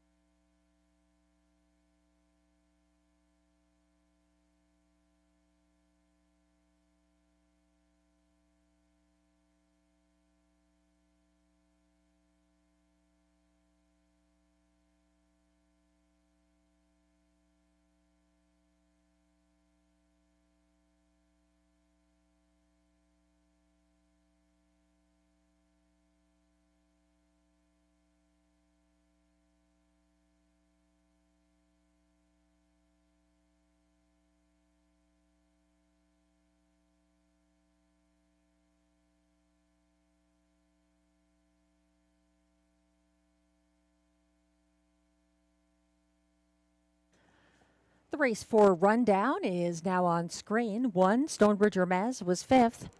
2, Smiling Billy the Kid, 4th. Even money favorite number 3, Light the Torch, was 2nd. 4, I Am a Rocket, was 3rd. And 5, Early Action, the race winner for Robert Shepard. From the top down, your program should read 5, 4, 2, 3, 1.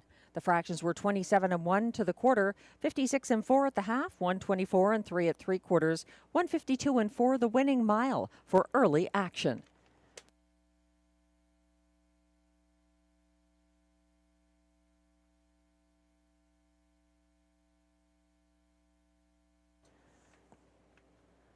Race 5 is coming up next, but be sure to flip ahead in your program. Take a look at race 6. It's a field of 9 pacers, non-winners of $5,000 lifetime, with non-winners of a race this year allowed $4,000. There are 2 carryovers in race 6. The Super High 5 carryover, $2,092, and the Pick 5 carryover beginning in race 6, $884.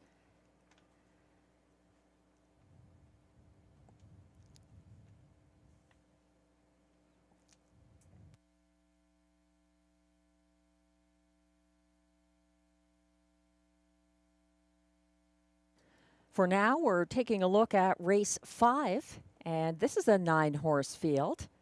After some smaller fields in the earlier races, Some divergent opinions from myself and Glenn Pearson. He is going to the 25-1 shot. Number 6, Dr. Mickey for trainer-driver Paul Framboise on top of his ticket. He likes a 3 on the road to Texas in the place spot.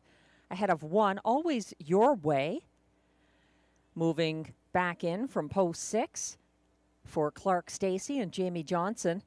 And Glenn is using the trailer, number 9, 88 Fingers Louie, for trainer-driver Ryan Guy to complete his Superfecta ticket.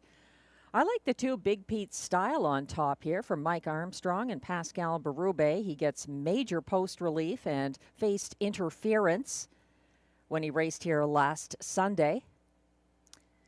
Also the 8, Better Hold On Tight, I mentioned, deserves some attention. 2-1 right now. I guess others witnessed what I saw as well. A very strong closing effort after an early break for the 8, Better Hold On Tight, in that April 20th debut at this track for Louis-Philippe Turcotte and driver Marie-Claude Auger. He was 4th placed 8th in that race. The 4, Officer Jones, has some back class to him from the Vic Putty stable. William Waugh driving him. I'm using him 3rd ahead of 3 on the road to Texas, making the quick turnaround. This mare finishing 5th, just 2 3/4 lengths behind winner Big Cheddar on Wednesday. She was in with some very tough mares, and this field, I think, is easier for her. She's actually the current 2-1 favorite for trainer-driver Jason Gilchrist, 3 on the road to Texas. There were no changes in race 5, exact or triact or superfecta, and pick 3 wagering.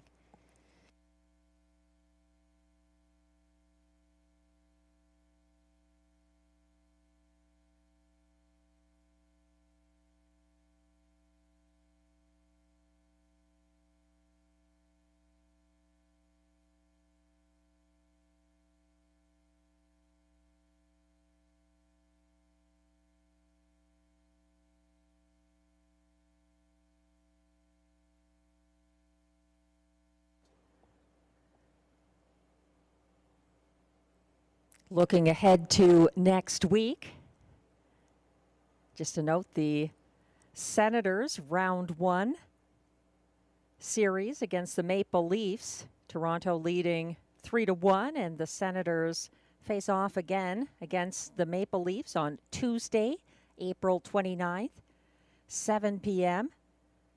Toronto leading that series 3-1. Go Sens. And we also have live racing here on Wednesdays, Wednesday evenings at Rideau Carleton. This meet, the first of the season, was last Wednesday, the 23rd. So spread the word and be sure to tune in. We have a 6 o'clock post time on Wednesdays for the rest of the meet, right up until December.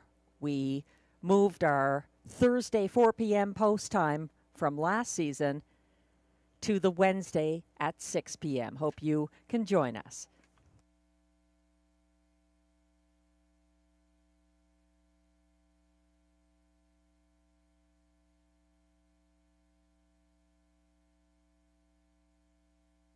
As we wait for the horses to come on track for the race 5 post parade, a little bit of analysis I've done on this field of 9. The 2, Big Pete Style, currently 9-2 on the board, is getting major post relief and adding driver Pascal Berube. He took back to second last from post 8 on Sunday, got covered up, but gradually gained ground up the inside path on the backstretch. Then he faced interference from tonight's number 8, who is the current 2-1 favorite despite that difficult post position. Better Hold On Tight. Number 8 tonight broke stride near the opening quarter. He was advancing 4th over from last past the half and was widest of all at the top of the stretch, closing in the field's fastest last quarter of 28-3 for 4th. He was set back to last for interference on Big Pete Style, and 5-2 right now an optimistic price for Better Hold On Tight from a difficult post position. The 4, Officer Jones, 11-1. He gained ground second over fourth in the traffic on the first turn last Wednesday. Took back to fourth along the pylons before the quarter instead of following the cover of LaBarbe. Then he tipped first over on the second turn, matching strides with LaBarbe along the backstretch before losing ground late. He's got some class relief and makes the quick turnaround. That's number 4, Officer Jones. And the current 5-2 favorite from Post 3 is On the Road to Texas, who got away second last on Wednesday and was first over approaching the second turn, flushing out Beach Journey. She was second over fourth to 3/4 and faded in the stretch. There's some class relief and a quick turnaround, working in favor of number 3, On the Road to Texas, and trainer-driver Jason Gilchrist.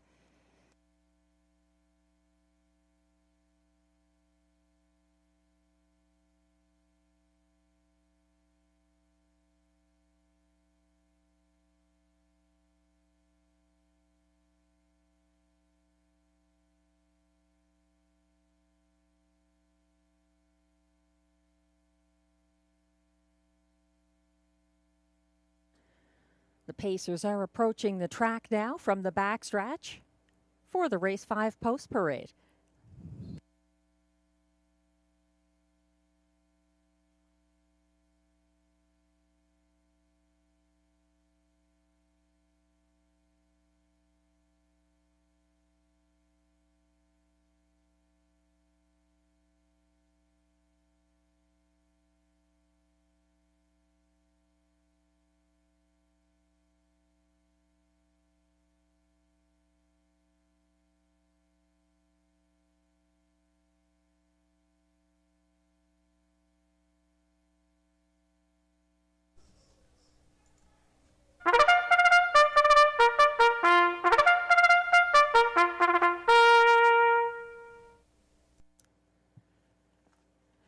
Race 5 on the pace is for horses with who are non-winners of $202 per start in their last 10 starts.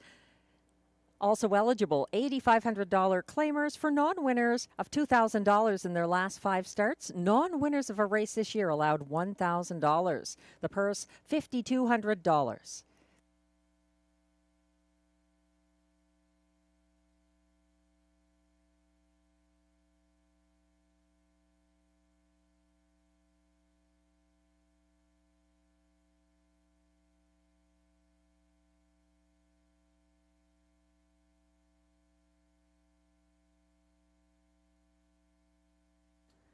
Leading the post parade, number 1, Always Your Way. Owned and trained by Jamie Johnson. Co-owned by Sonia Johnson of Edwards, Ontario. Driven by Clark Stacey. 2 is Big Pete's Style, owned by Rachel Burns of Cardinal, Ontario. Trained by Mike Armstrong. Driven by Pascal Berube.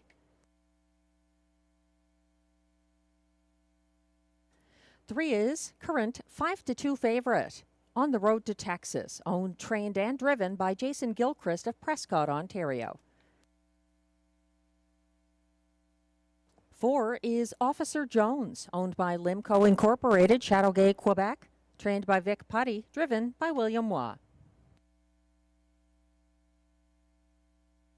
5 is Rockin' My Dream, owned by trainer Alain Martin of Gatineau, Quebec, driven by Robert Shepard.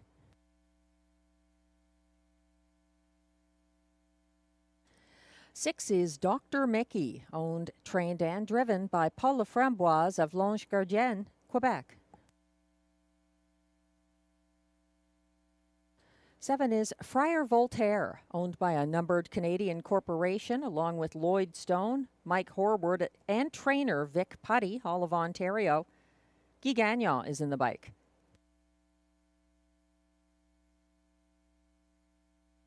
8 is Better Hold On Tight, owned by Marc Lemay, Sylvain Caron, both of Quebec. Trained by Louis-Philippe Turcotte and driven by Marie-Claude Auger. And from trailing post 9, it's 88 Fingers Louie, owned by trainer-driver Ryan Guy with Sharon Christie of South Mountain, Ontario. That's your 9-horse field for upcoming Race 5. No changes in Races 5 or Race 6.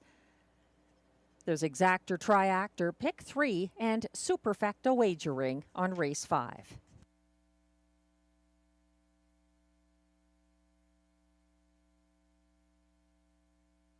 For those playing the pick 3 that begins in Race 5 or looking ahead to the pick 5 with the carryover that kicks off in Race 6, there is an equipment change in Race 7 on number 7, Probert's Legacy. Remove blinkers on the 7 in Race 7. That's Probert's Legacy. The only other change in the upcoming sequence for the pick 5 is a shoeing change on 6. Better on the Island in Race 9, going steel to flip-flop up front.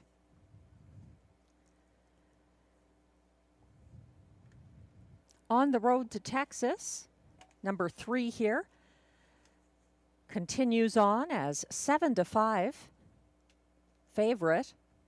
I'm using her in the ticket, as is Glenn Pearson. I like her for 4th. She may be better than that. The favorites have been doing quite well tonight. Glenn Pearson using this mare in the place spot. He likes the 15-1, number 6, Dr. Mickey. That one trying some off-the-pace rallies here for Paula Framboise, finishing 6th and was placed 5th most recently on Sunday. Finishing 2nd before that on April 13th. So Dr. Mickey, quite a lot of value if you see what Glenn sees in this gelding. He's 0 for 4 so far this season, but does have a place finish here, just 2 starts back, and has some good closing ability.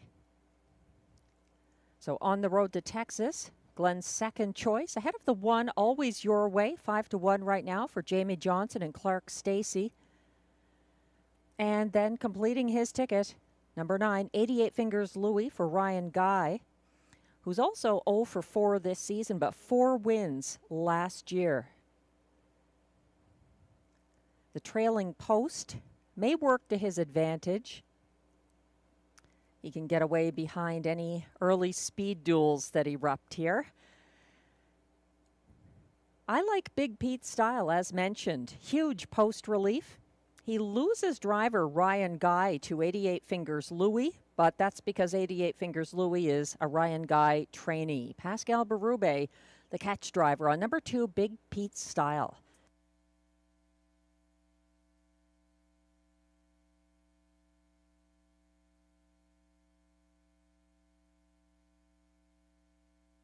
Starter has called the field for Race 5. This is your last opportunity to wager.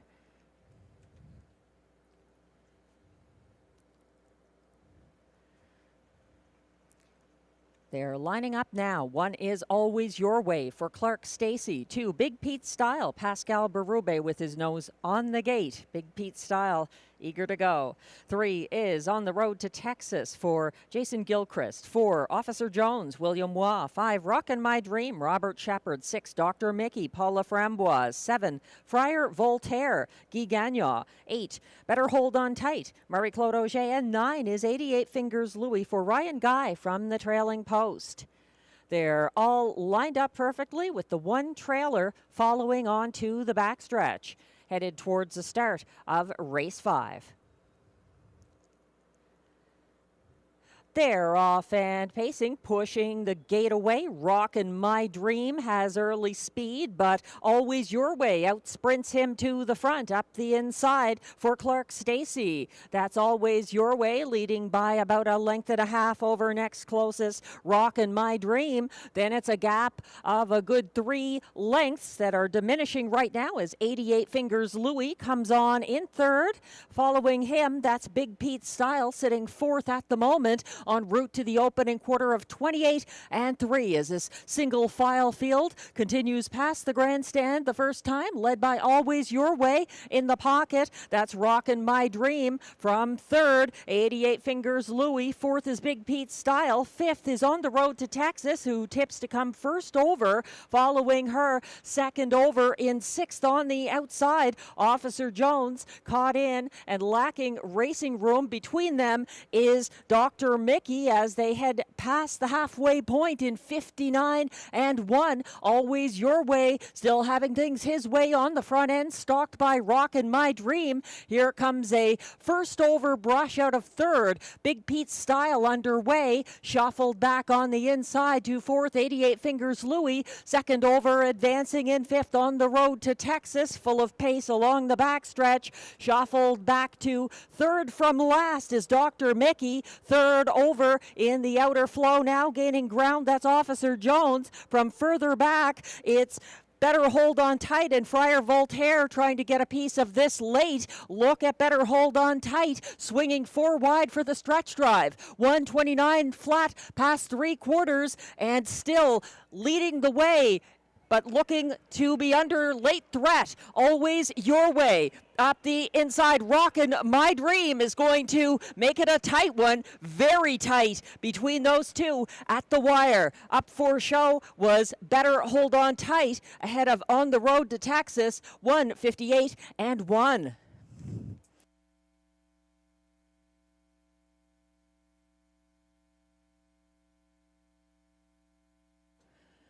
Always Your Way and Rockin' My Dream. Very, very close at the wire in race 5.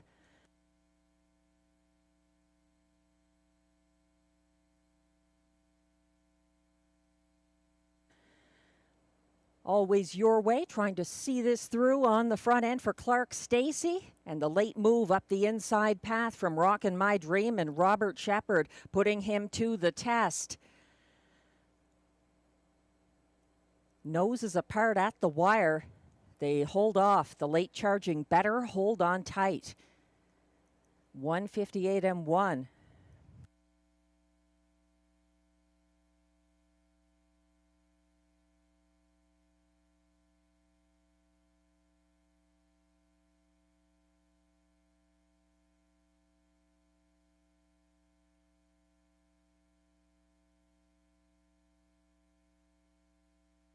The unofficial top 4 order of finish is posted for race 5. And the 1, Always Your Way, holds on for the win for driver Clark Stacy. Over 5, Rockin' My Dream, second. Beaten co-favorites finish third and fourth. Number 8, Better Hold On Tight, was third, ahead of 3 On the Road to Texas. The unofficial top 4 order of finish in race 5 is 1-5-8-3. Please hold all tickets.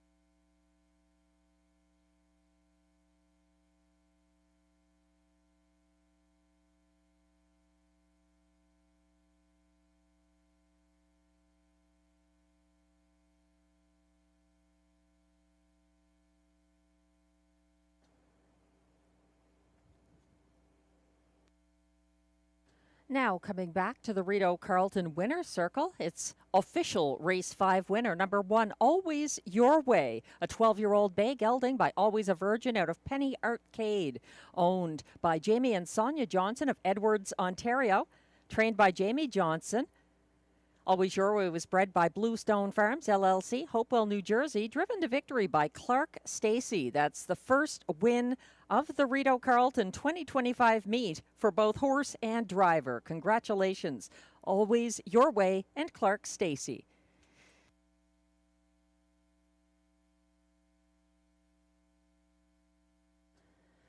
Prices are posted for Race 5, where number 1, Always Your Way, pays $10.40 to win. The $2 1-5 exactor pays $106 and change. The $1 pick 3, 5-5-1 combination, 3 of 3 pays $56.65. $59.60 for the $1 early pick 4, 6-5-5-1. The winning pick 4 combination.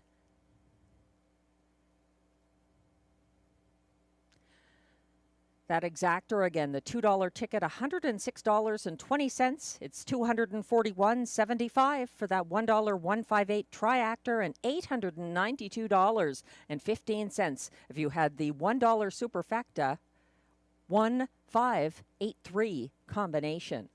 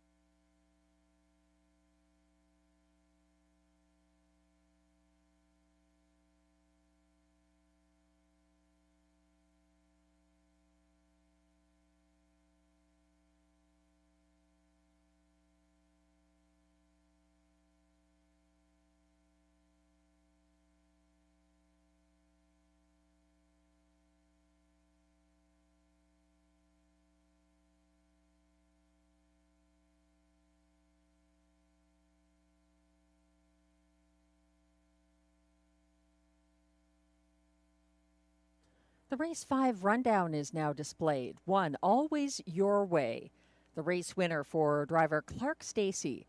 2, Big Pete Style finished 5th. 3, On the Road to Texas was 4th as beaten 2-1 co-favorite. 4, Officer Jones finished 7th. 5, Rockin' My Dream was a close 2nd. 6, Dr. Mickey was 9th. 7, Friar Voltaire 8th. 8, Better Hold On Tight was 3rd as beaten 2-1 co-favorite, and the 9, 88 Fingers Louie was 6th. From the top down, your program should read 154-729-836. The fractions were 28 and 3 to the quarter.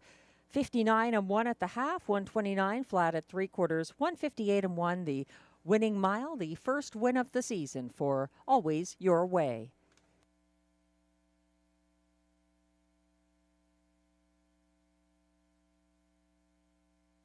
Race 6 is coming up with exactor, triactor, pick 5, and high 5 wagering. This is where it gets very interesting. We have carryovers in both. The Super High 5, $2,092.60, and also the pick 5. We have just one pick 5 on this 10-race card. It begins here in race 6. And the carryover is $884.35. For newcomers to Rideau Carleton and wagering, just a reminder, the high 5 is where you pick the top 5 finishers in order in this race, race 6. And the pick 5 is where you pick 5 winners in a row, starting in race 6. So races 6 through 10.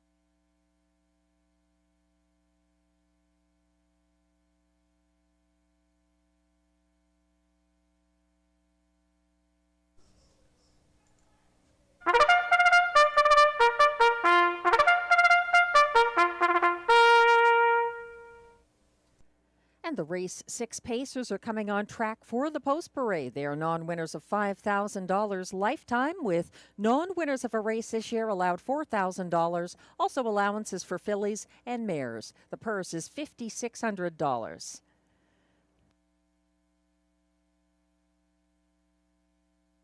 There were no changes in race 6. The also eligible does not go. No scratches this race or the entire card.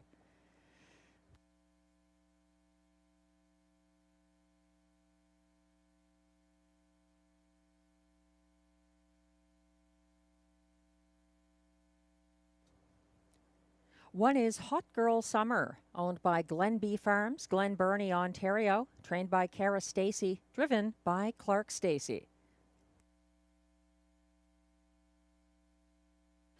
2 is DJ Cowboy, owned by Brady Doyle of Stratford, Prince Edward Island, trained by Mike Armstrong, driven by Ryan Guy.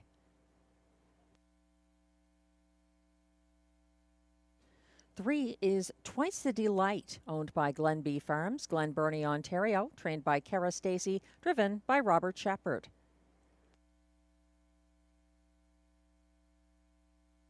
4 is Kiki D. Hanover, owned by Jeremy Marcotte, who also trains. Jeremy Marcotte of Notre-Dame-de-la-Paix, Quebec. Pascal Berube drives.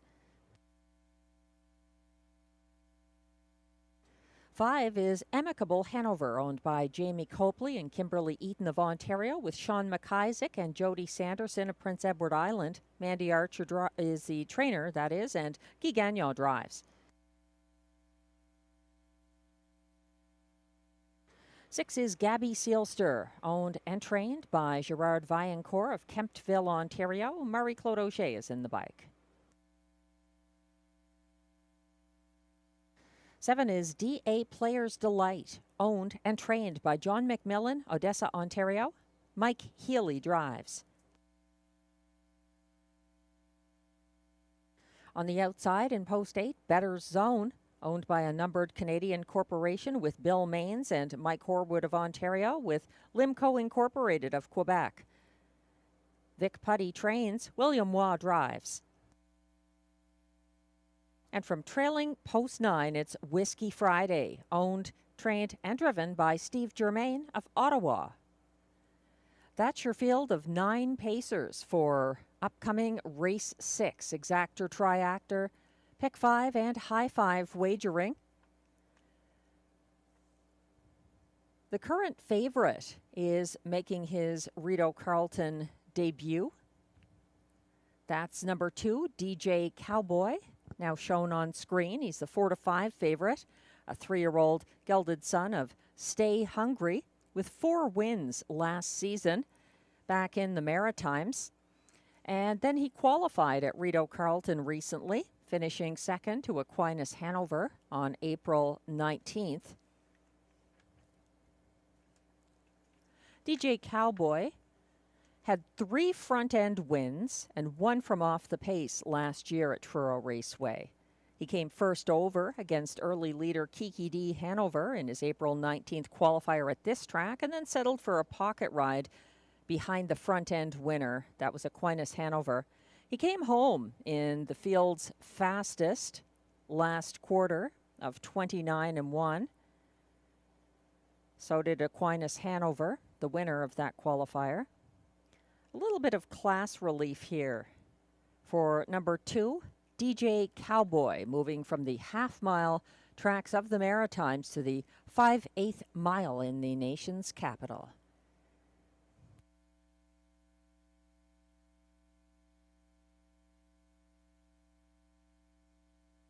It's a 20-cent base wager for those constructing pick 5 or high 5 tickets here, taking advantage of those nice carryovers.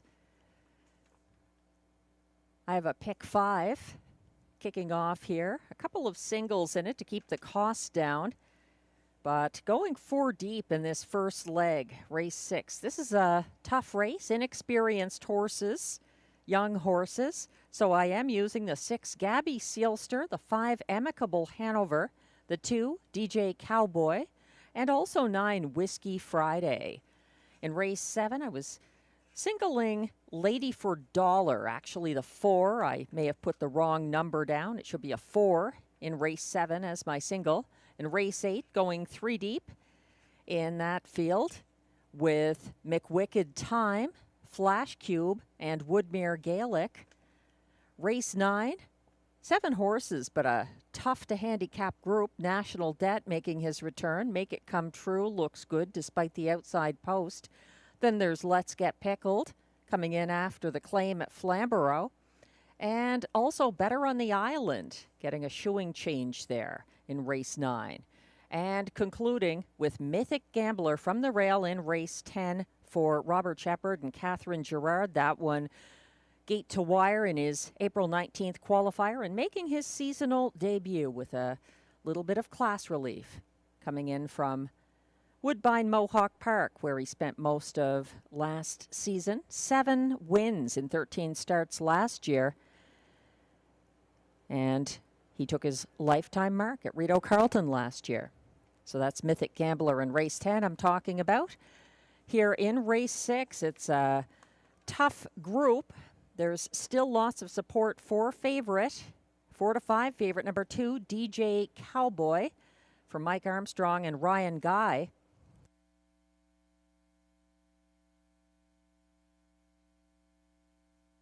The starter has called the field for race 6. This is your last reminder to take advantage of the carryovers in the pick 5 and the high 5 this race.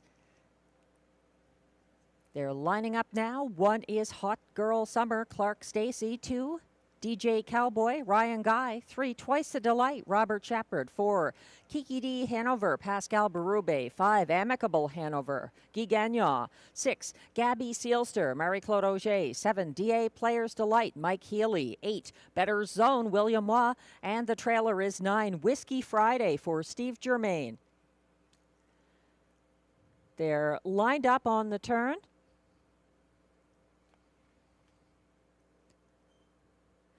Everybody in position as the starting gate is on the backstretch, headed towards the start of race 6 and the pick 5. They're off and pacing.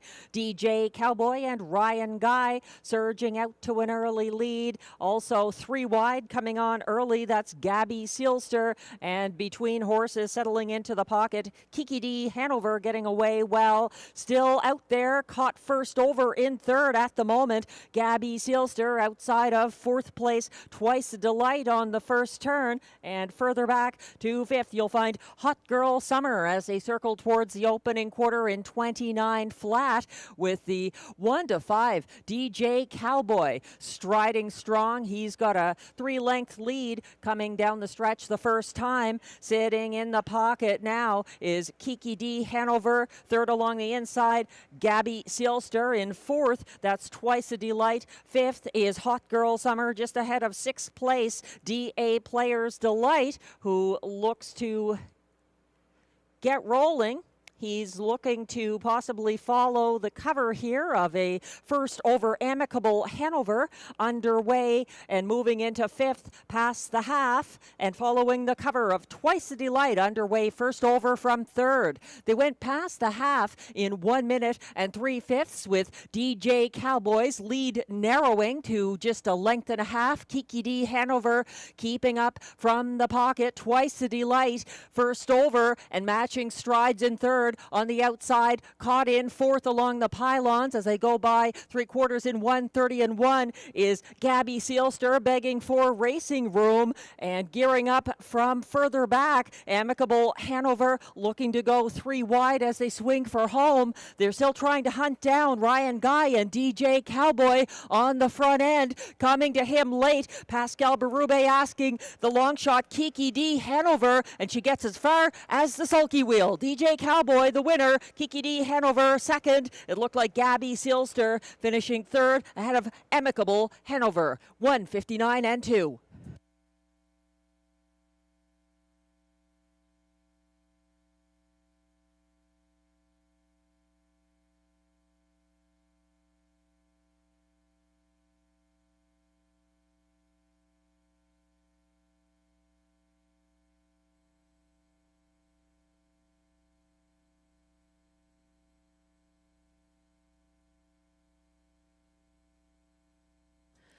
DJ Cowboy living up to expectations in his Rideau Parimutuel debut.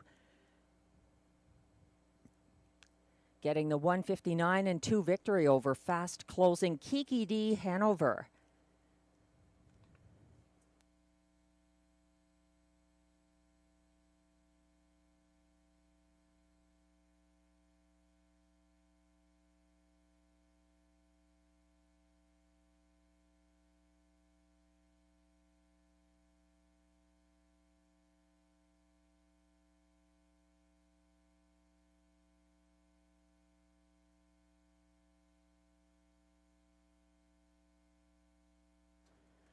The unofficial top 5 order of finish is posted now for race 6. 1-5 winning favorite.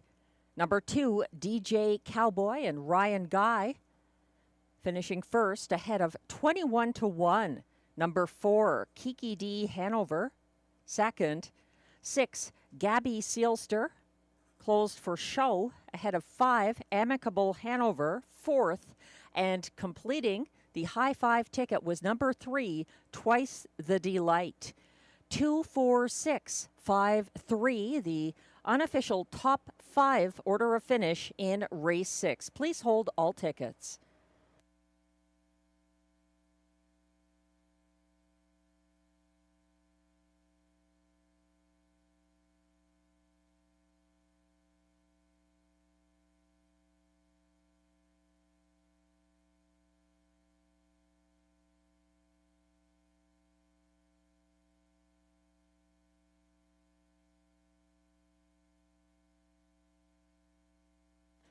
Now stepping into the Rideau Carleton winner's circle, it's unofficial race 6 winner, number 2, DJ Cowboy, a 3-year-old bay gelding by Stay Hungry out of Western Jewel, owned by Brady Doyle of Stratford, Prince Edward Island, bred by B3 Racing, Toronto, Ontario. Trained by Mike Armstrong, driven to victory by Ryan Guy, 159 and 2. DJ Cowboy, a winning favorite.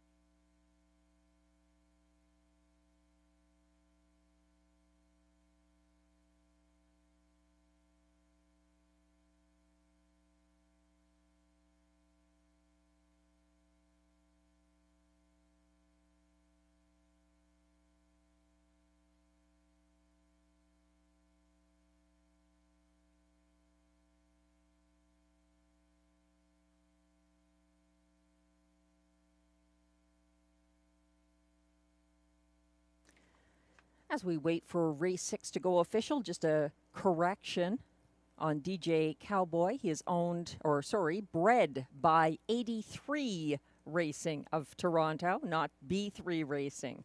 83 Racing.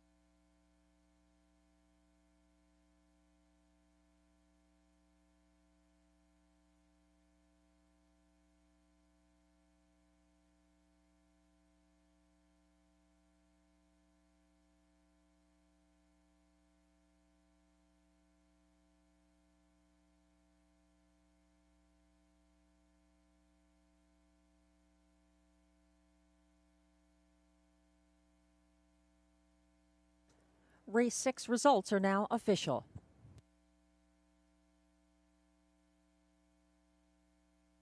Prices are posted for race 6, where the 2 DJ Cowboy returns $2.60 to win.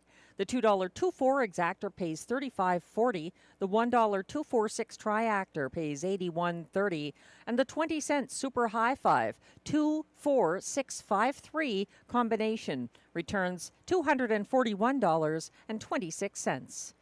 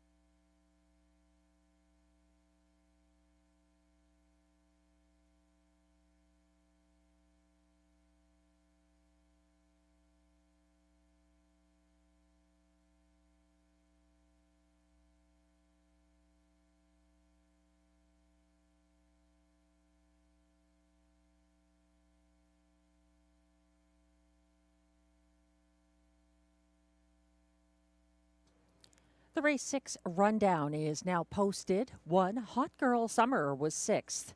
1 to 5, favorite number 2, DJ Cowboy, the race winner for Ryan Guy.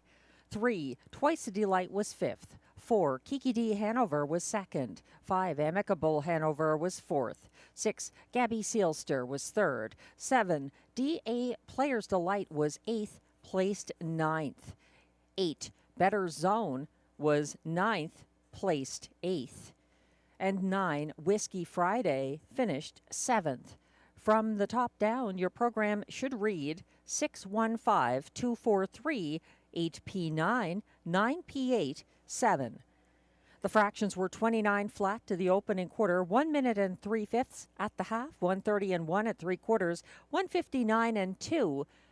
The win for DJ Cowboy.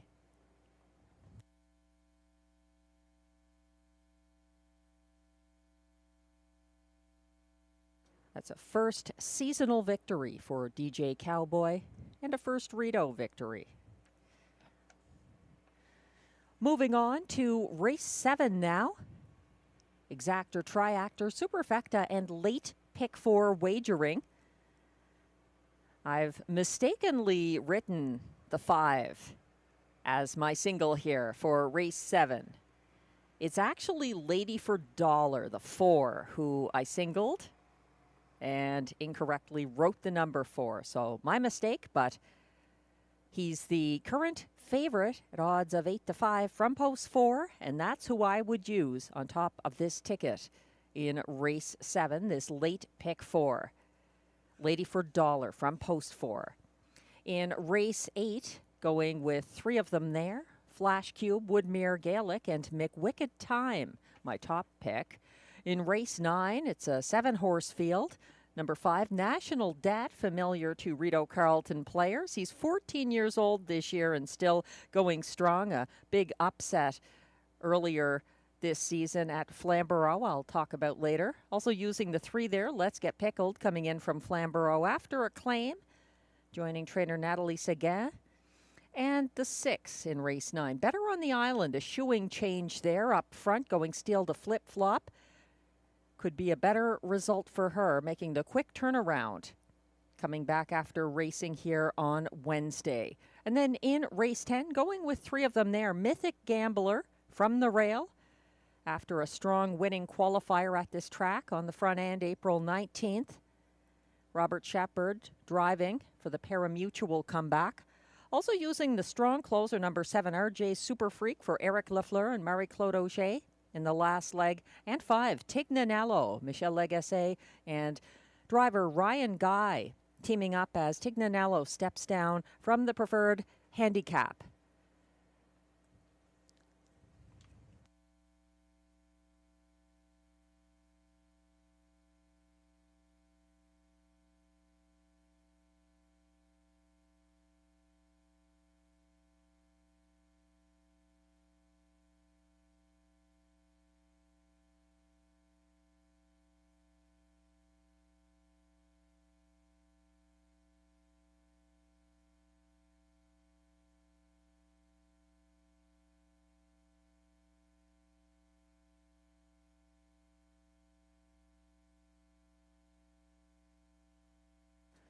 The race 7 pacers are coming towards the track now for the post parade.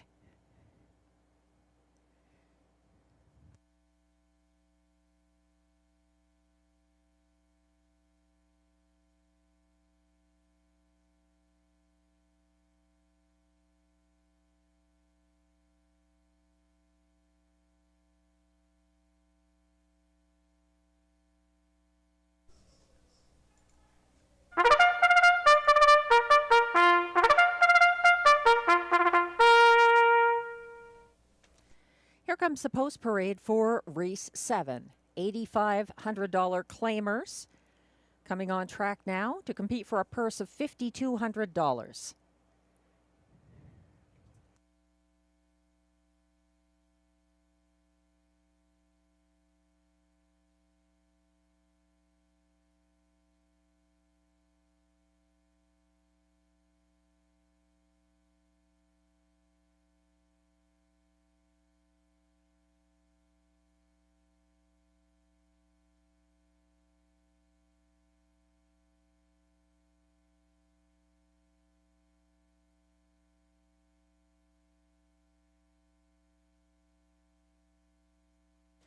One is Mock Art in Motion, owned, trained, and driven by Jason Gilchrist of Prescott, Ontario.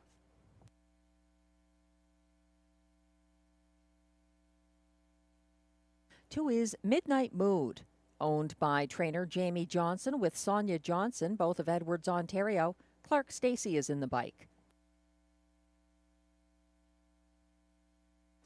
3 is Sunny Bow, owned by a numbered Quebec corporation of Gloucester, Ontario, trained and driven by Stéphane Pouliot.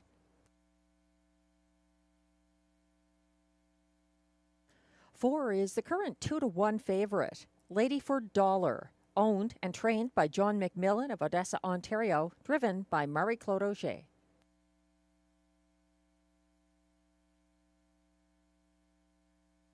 5 is Day Trader, owned by Gerald Dinell of Ottawa, trained by Mandy Archer, driven by Guy Gagnon.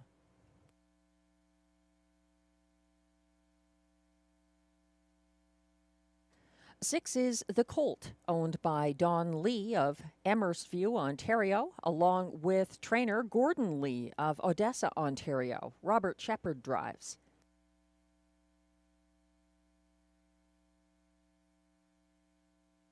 7 is Probert's Legacy, owned by trainer Marc-André Simoneau of Trois-Rivières, Quebec, driven by Pascal Berube. And note the equipment change on Probert's Legacy, who goes from blinkers to open bridle.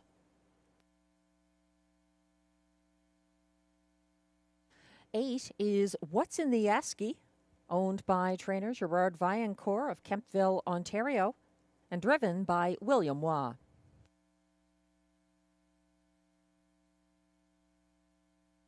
And from trailing post 9, it's Quan Blue Chip, owned, trained, and driven by Jeff Taylor of Gloucester, Ontario.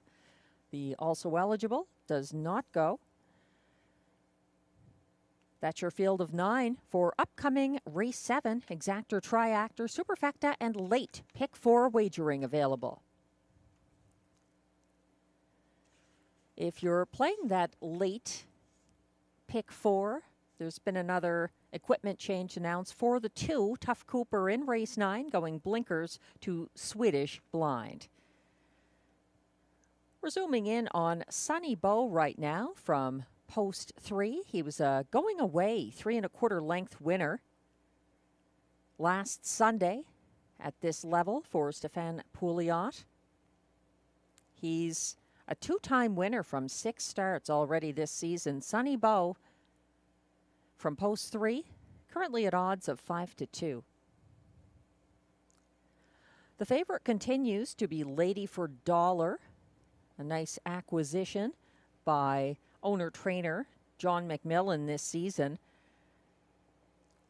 This gelding had a 3-race win streak here, going for Marie-Claude Auger, March 23rd through April 13th.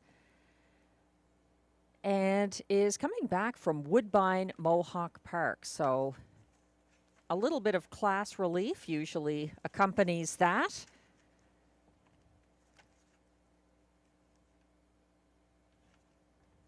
Lady for Dollar is actually undefeated at Rideau Carleton and is back after that post 10 trip at Mohawk on April 17th.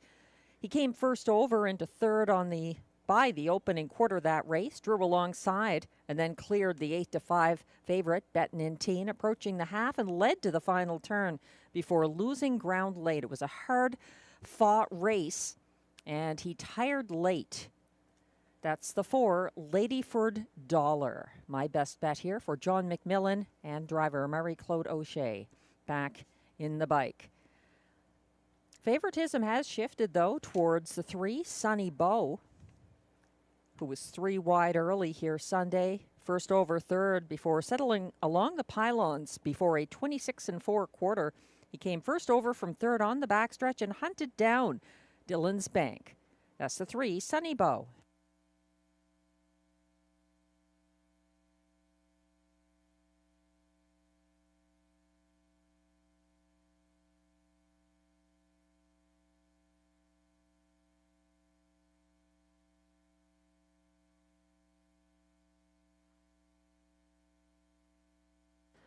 The starter has called the field for race 7. If you'd like to play the pick 4 tonight, this is your final race where you can do that. They're lining up now. 1 is Mock Art in Motion, Jason Gilchrist. 2, Midnight Mood, Clark Stacy. 3, Sunny Bow, Stefan Pouliot. 4, Lady for Dollar, Marie-Claude Auger. 5, Day Trader, Guy Gagnon. 6, The Colt, Robert Shepard. 7, Probert's Legacy, Pascal Berube. 8, What's in the Esky, William Mois. And the trailer is 9, Quan Blue Chip for Jeff Taylor. They're on the turn, but a number of them need to do more to catch up. Mock Art in Motion from the inside. Also, Sunny Bow is still a few lengths behind the others. And then the trailer, Quan Blue Chip, is also catching up behind Mock Art in Motion. They're on the back stretch now, headed towards the start for race 7 and the late pick 4. They're off and pacing, and a good start taken to the back of the field, though. Probert's Legacy and What's in the Esky not leaving. It's a 3-wide early battle that's been won by Lady for Dollar and Marie-Claude Auger, landing on the lead and getting chased by Sunny Bow and Stefan Pouliot up into second early. Following them from third, Midnight Mood getting away well, and in fourth right now, that's Mock Art in Motion, showing some interest in going first over. Past that quarter, 27 and 4. They're led by the 6-5 Lady for Dollar in front of the grandstand the first time, shadowed by Sunny Bow. Then it's about a length and a half back to Midnight Mood. Mock Art in Motion still biding his time. And here comes a first over move, flushing him out now. And that's Day Trader getting underway. He's second over behind Mock Art in Motion, who is advancing first over into third outside of Midnight Mood. They went by the half in 58 and 1, still led by Lady for Dollar. Sunny Bow caught in the pocket. Mock Art in Motion grinding away, first over into second on the outside, moving behind him up into fourth. That is Day Trader. Second over, shuffled back to fifth inside is Midnight Mood. Third over and advancing from sixth at the moment. The Colt may have some late pace. Further back, that's Quan Blue Chip to his outside. Coming from the back of the field late, What's in the Esky, and trailing at this point, Probert's Legacy, 126 and 4 2/3. Lady for Dollar and Marie-Claude Auger are sprinting to the wire, chased by Sunny Bow. Coming after them up to the sulky wheel, Lady for Dollar needs the wire, and he finds it for Marie-Claude Auger, getting there ahead of Sunny Bow. Pretty tight for show. Midnight Mood, Day Trader, Mock Art in Motion, all part of that. 1:55 and 2.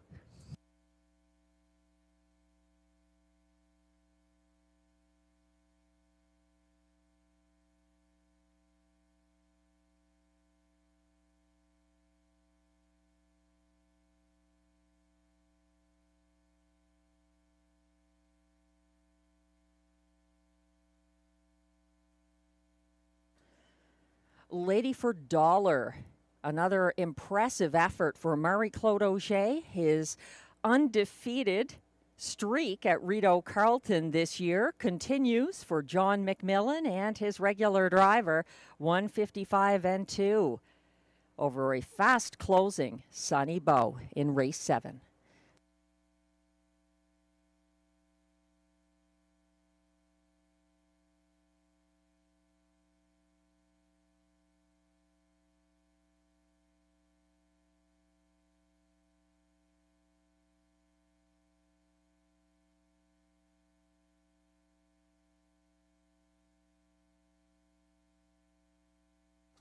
No doubt about the top two. I'll wait to see the official results when it comes to the show finisher here in race 7. It was battle on for third.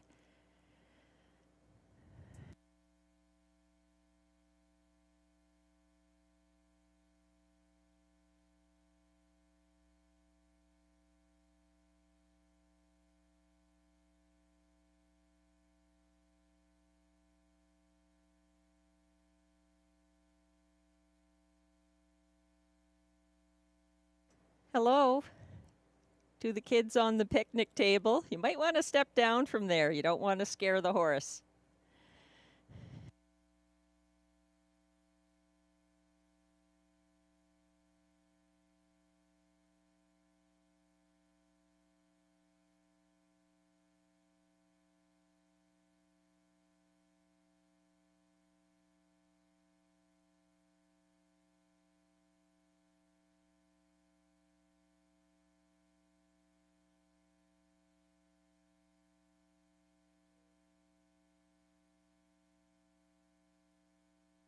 I've just been informed by the AGCO judges that we have a dead heat for show in race 7 between 2 Midnight Mood and 5 Day Trader.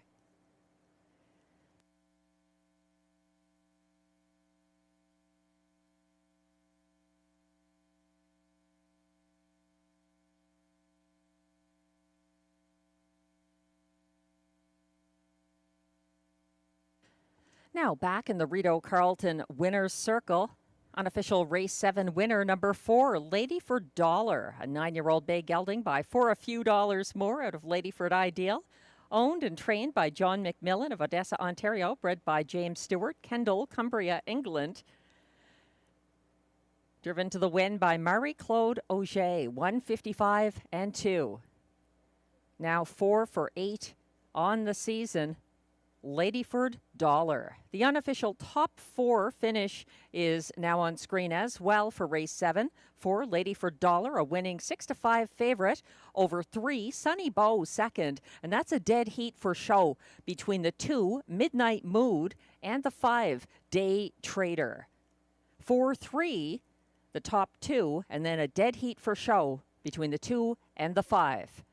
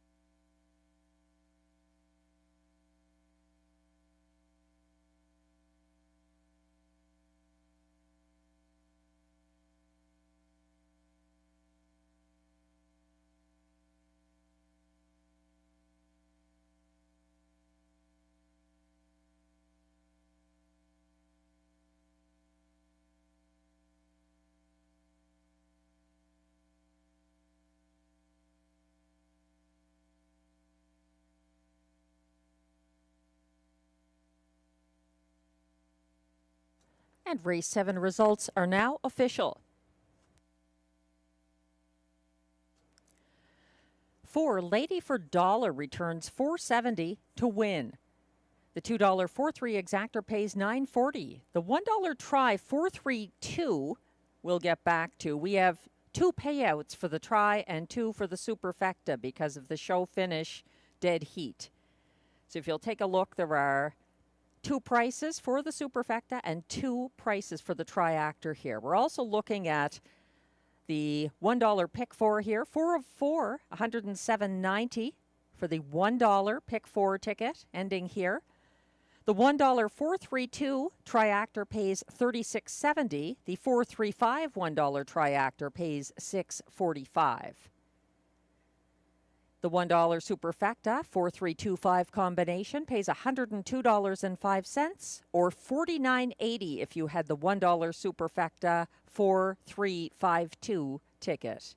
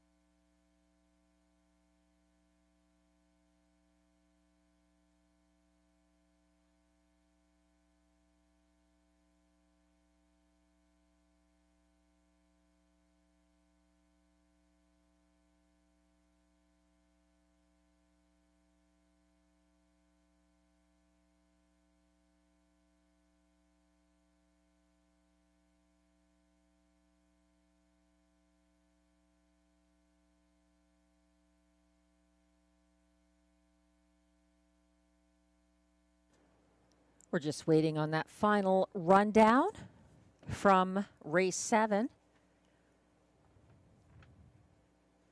And here it is. 1, Mockart in Motion finished 5th. 2, Midnight Mood was 3rd in a dead heat. 3, Sunny Bow was 2nd. 6-5 favorite number 4, Lady for Dollar, the race winner for Marie-Claude O'Shea. 5, Day Trader was 3rd in the dead heat. 6, The Colt finished 7th. 7, Probert's Legacy was 6th. 8, What's in the Esky 8th. And 9, Quan Blue Chip 9th. From the top down, your program should read 5, 3, dead heat, 2, 1, 3, dead heat, 7, 6, 8, 9. The fractions were 27 and 4 to the quarter, 58 and 1 at the half, 126 and 4 at 3/4, 155 and 2. The victory for Lady for Dollar.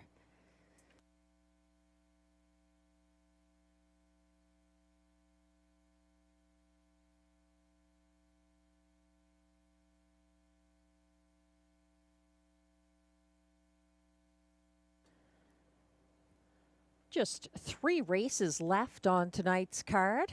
Thanks again to everyone tuning in and playing across North America.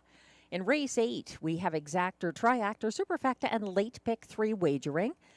And picks from myself and Glenn Pearson are now shown on screen. Glenn likes the 1 Flash Cube for trainer driver Guy Gagnon. I like Flash Cube, but I like him second. I am using the 4 McWicked Time on top for trainer driver Robbie Robinson. This one moving down the class ladder. He's 0 for 4 this season, but overdue. Glenn is using the 6 Jolton Joe for Marc-Andre Semeno and Pascal Berube in the place spot, ahead of 5 Hey Run Me Over for Michel Legacy and driver Robert Shepard. And then concluding his superfecta with the 4 McWicked Time. I like Flash Cube second, ahead of the 2 Woodmere Gaelic, who looked quite good in his recent effort last Sunday for Marie-Claude O'Shea. Lots of late speed for Woodmere Gaelic. And then I'm using the 5 Hey Run Me Over to complete my superfecta ticket.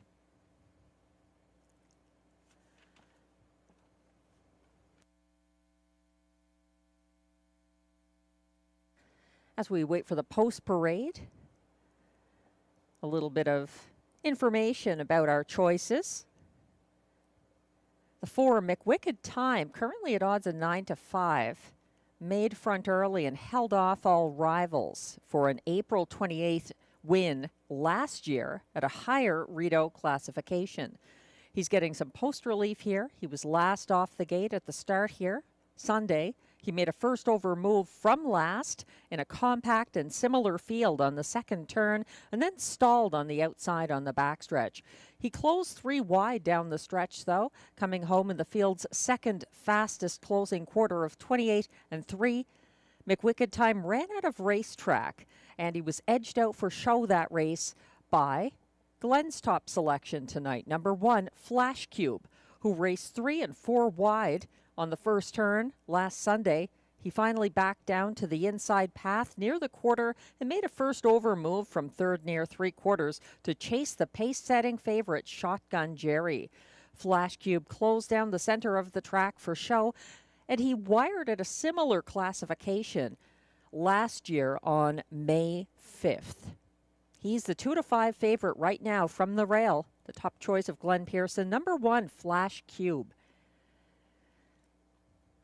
Another I'd consider here, the 2 Woodmere Gaelic, who surpassed his lifetime mark in his last 2 individual miles here. He won on December 15th from the same post and class for catch driver Guy Gagnon. Woodmere Gaelic backed down from an early speed duel Sunday to follow from single file 4th. He was gaining ground up the inside path on the final turn and looked to take the inside path down the stretch, but Monty's Gone Marble got there first. 12-1 on the 2 Woodmere Gaelic. Another to consider, the 5 Hey Run Me Over. His most recent win, gate to wire from the Flamborough Rail, January 12th.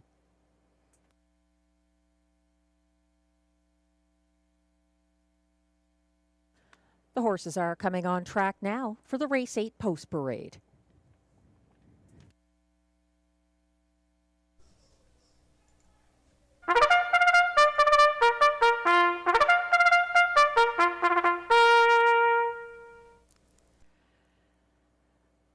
Here's the post parade for Race 8. These pacers are non-winners of $2,000 in their last 5 starts, with non-winners of a race this year allowed $500. The purse is $6,000.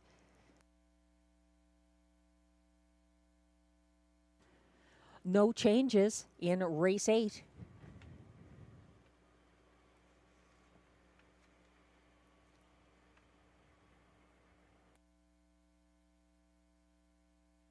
One is current 2-5 favorite Flash Cube, owned by Yvon Mondu of Morin Heights, Quebec, trained and driven by Guy Gagnon.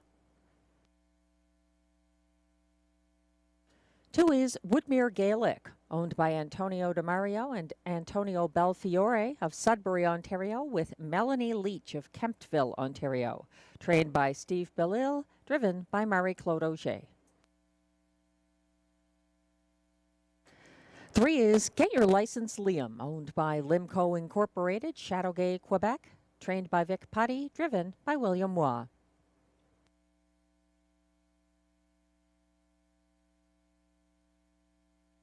4 is Mick Wicked Time, owned by Jacqueline Donnell of Metcalfe, Ontario, trained and driven by Robbie Robinson.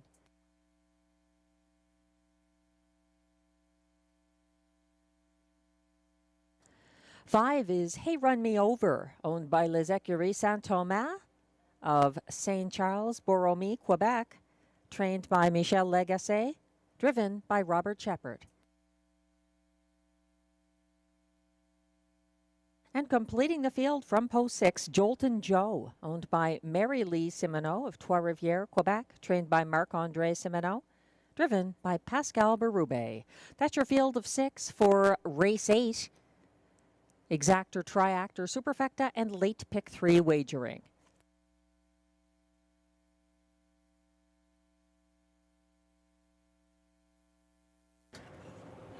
There were no changes in Race 8, but take note of the changes in Race 9 if you're playing the pick 3 that begins here. Tough Cooper, the 2 in Race 9, going blinkers to Swedish Blind. And the 6, Better on the Island, getting a shoeing change up front, Steel to Flip Flop. That's in Race 9. Right now we're zooming in on Flash Cube, a 7-time winner last season. Primarily based at this track for trainer driver Guy Gagnon. His only win so far this season has been at Flamborough Downs. He's always been a front-end loving horse. Not getting that trip in his recent miles, but drawing the rail here may work to his advantage. He's had the trailing post, in fact, twice in his recent lines. So this may work to his advantage, drawing inside. He's certainly the top choice here. Lots of people seeing that angle on 2-5 current favorite Flash Cube, Glenn's top pick. 2-1 right now on Mick Wicked Time. A horse with lots of class to him. He's been short on wins so far this season. However, last year he did have an early season win at this track for Robbie Robinson, winning on the front end, April 28th, at a higher classification at this track.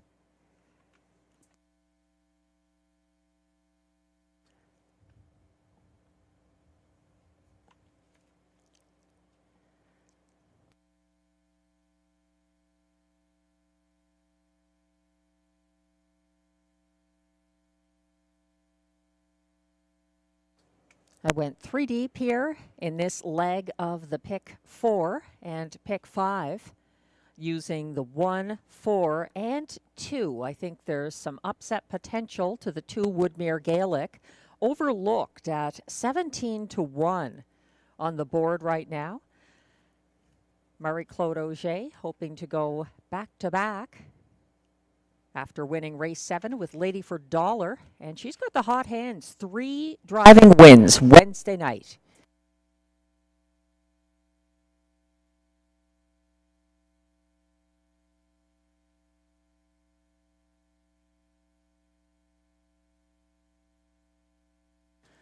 The starter has called the race 8 Pacers.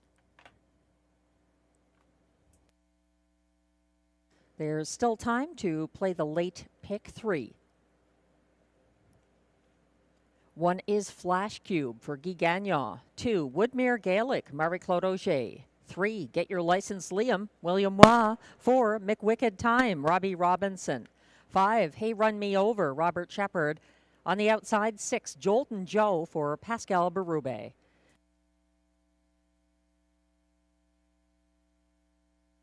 They're all lined up on the turn. Woodmere Gaelic, the exception to that actually. He's catching up now, getting in position as the starting gate is now on the backstretch. Marie-Claude Auger timing the gate with the 2 Woodmere Gaelic. They're all perfectly lined up right now. And the raw fan pacing in race 8. From the inside, early speed from the rail, Flash Cube and Guy Gagnon making front. Here's a big 3-wide move from Jolton Joe for Pascal Berube. Up alongside in second to go first over as Woodmere Gaelic settles third along the inside and moving up the cones into fourth early, McWicked Time. Then backing down to sit second last, Get Your License Liam as they circle to the opening quarter and get there in a little slower than the displayed time. We'll check in on that later. Circling to the front, Flash Cube taking the lead back from Jolton Joe. A little bit of give and go there. Guy Gagnon's veteran wants the lead and gets it ahead of Jolton Joe. Still following from third, biding his time is Woodmere Gaelic. They're on the turn approaching the half. Sitting fourth, McWicked Time. In fifth, that's Get Your License Liam, and trailing the compact field at the moment, Hey Run Me Over.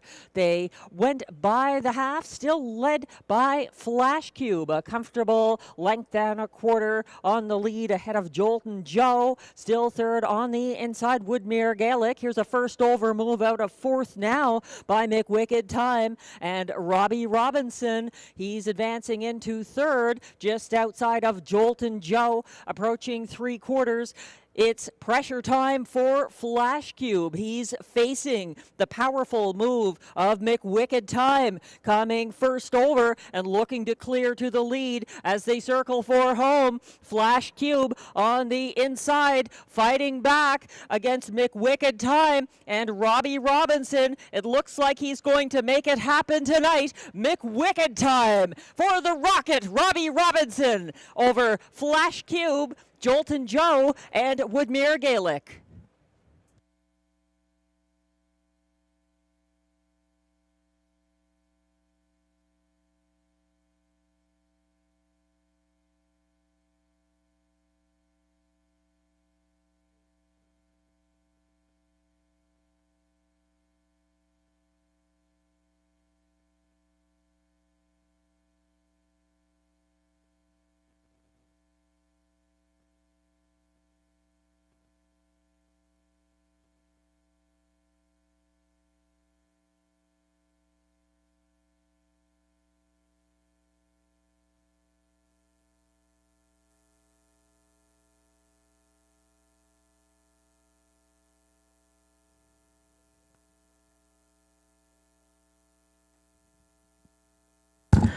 Unofficial results are now posted for the top 4 finishers in race 8 at odds of 2-1. Number 4, McWicked Time gets the victory for Robbie Robinson ahead of 1-5 favorite number 1, Flash Cube, second. Jolton Joe, the 6, finished third, and then 2, Woodmere Gaelic was fourth. 4-1, 6-2, the unofficial top 4 order of finish in race 8. Please hold all tickets.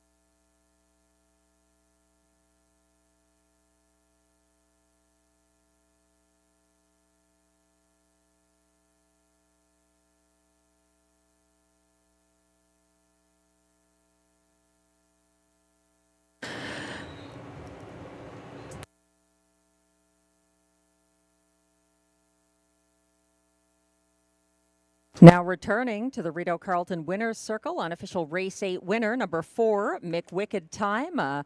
4-year-old Bay Gelding by McWicked at a free time, owned by Jacqueline Donnell of Metcalfe, Ontario, bred by M.K. Weed and Catherine Weed. New Jersey, trained and driven to victory by the Rocket Robbie Robinson. It's his first driving win of the season, and I understand he might have a milestone he wants to share here.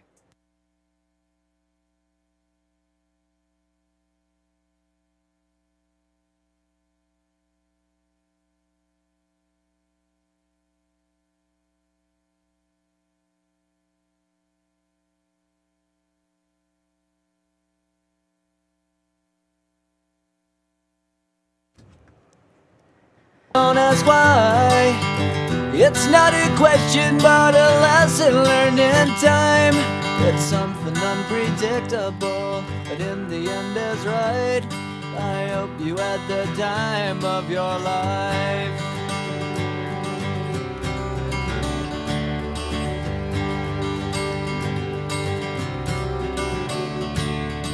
So take the photographs and still frames in your mind, hanging on a shelf in good health and good time. Tattoos and memories and dead skin on trial. For what it's worth, it was worth all the while. It's something unpredictable, but in the end is right. I hope you had the time of your life. The time of his life was always spent in the sulky. Now, Robbie the Rocket Robinson stepping back, winning on a high note with McWicked Time in race 8. He took off the driving colors to mark his official retirement from driving. He's been driving at Rideau Carleton a long time. He won his first parimutuel race, I've been informed by one of his friends. Robbie was sitting at 1,125 lifetime driving wins. Coming into this race with McWicked Time. Robbie the Rocket Robinson celebrated his first ever driving win back at Kingston Park Raceway in 1984 with Karen's Happy Lad. He's a happy lad tonight with McWicked Time, his farewell winner, his driving farewell tonight. Congratulations, Robbie Robinson and McWicked Time.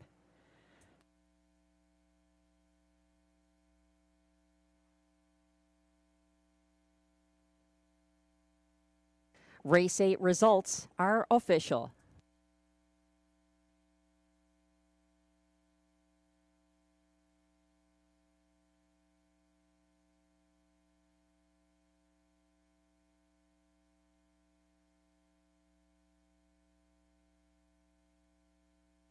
Prices are now posted for race 8. Number 4, McWicked Time, returns $6.10 to win. The $2 4-1 exactor pays $10.70.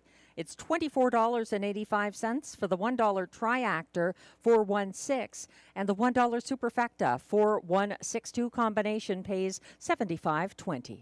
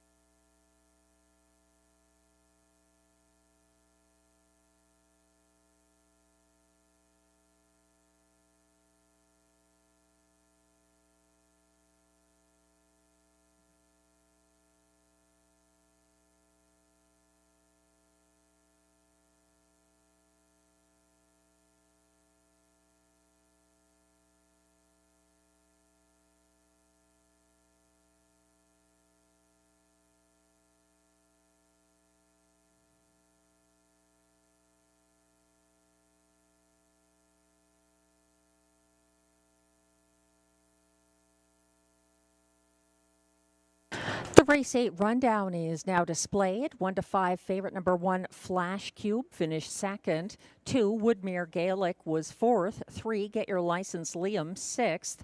4 McWicked Time, the race winner for Robbie Robinson in his last ever parimutuel drive.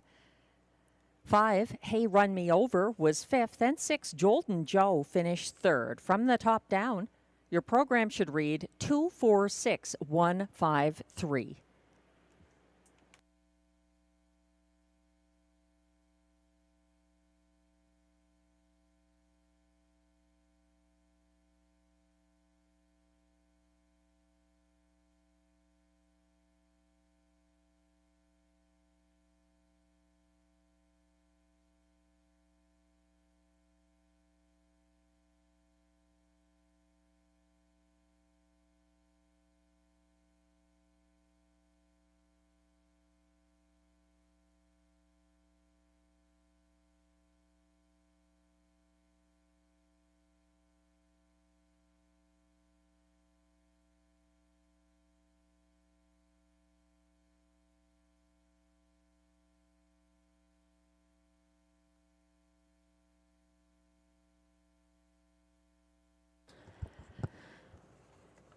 We have the fractions and final time for race 8.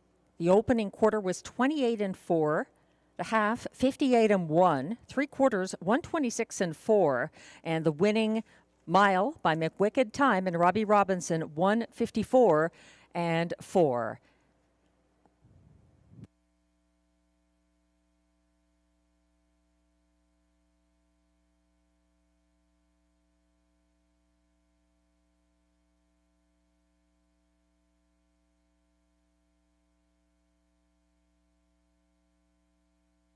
Race 9 is coming up next.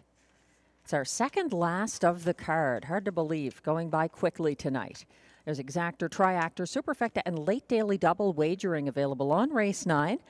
Glenn and I see it differently once again. Glenn is looking to the recently claimed Let's Get Pickled from post 3, 9 to 5 co-favorite right now for trainer Natalie Seguin and driver Marie-Claude O'Shea. My top choice this race is the back class, number 5, National Debt, coming in for Yves Tessier and Pascal Berube. What a career he's had. He's 14 now, but a former Rideau preferred class winner and the regular rival of the Lightspeed for several years. The horses are now coming on track for the race 9 post parade.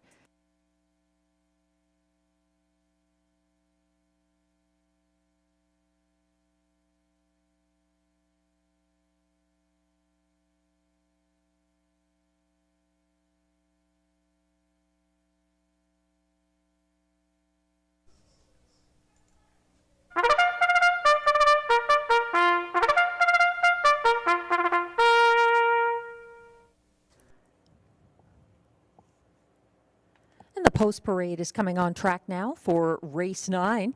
These pacers are $10,500 claimers.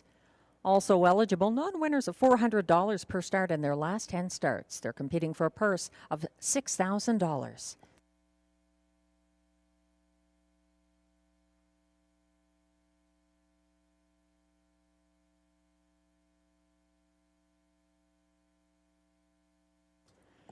A couple of equipment changes here on the 2 and 6 in upcoming race 9. I'll explain them as those horses come on track individually.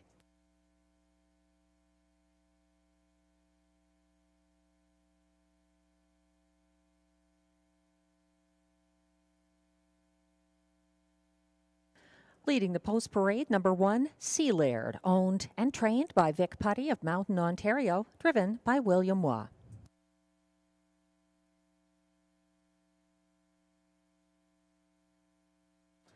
2 is Tough Cooper, owned by Antonio DeMario and Antonio Belfiore of Sudbury, Ontario, trained by Steve Bellil, driven by Robert Shepard.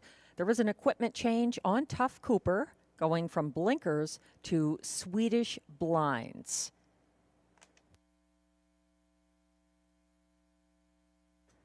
3 is the current 6-5 favorite, Let's Get Pickled, owned and trained by Natalie Seguin, Gatineau, Quebec, driven by Marie-Claude Auger.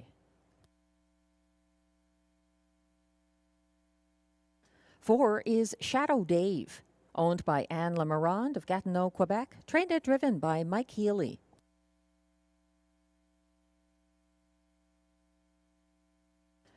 5 is National Debt, owned by Francois Morin of Beauceville, Quebec, trained by Yves Tessier, driven by Pascal Berube.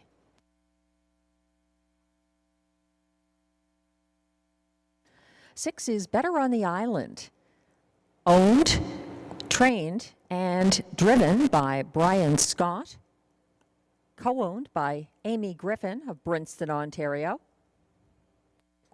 Shoeing change on the 6, going steel to flip-flop up front.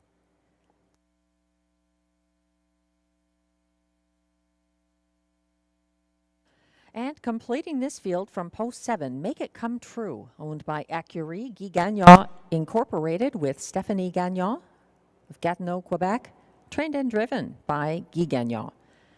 That's your field of 7 for upcoming race 9, exactor, triactor, superfecta, and late daily double wagering.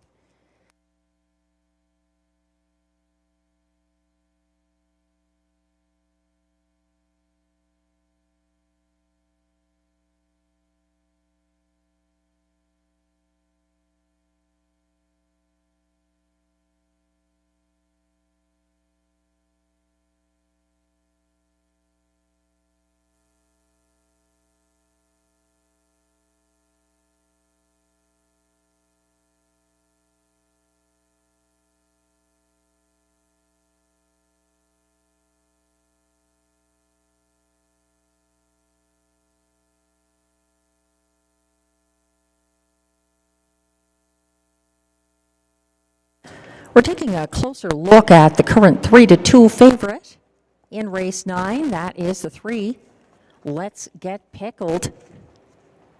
Let's Get Pickled coming in from Flamborough with the strongest resume in this field so far in 2025. He was claimed at Flamborough on the 17th of April when he came first over from post 7 to take the lead from Lions King near the quarter. He pocketed up, then reclaimed the lead. He got boxed in third approaching the half and was loose late. He gets some post relief. He was winless in 3 starts for Mandy Archer last March and April at this track. So he's back again. Different trainer, different driver. 8-5 favorite. That's the 3, Let's Get Pickled, the top choice of Glenn Pearson. I'm looking to someone else coming back from Flamborough. It's a back class number 5, National Debt, who surprised at 21-1 on January 9th at Flamborough in line to Travis Henry. He was last approaching 3/4, but gained ground rapidly on the final turn to overtake Dylan Spank and open up down the stretch for his 92nd career win. His only win last year was at Rideau Carleton from off the pace, August 11th of last year at this classification. The starter has called the field for race 9. Still time to wager on the late double that begins here.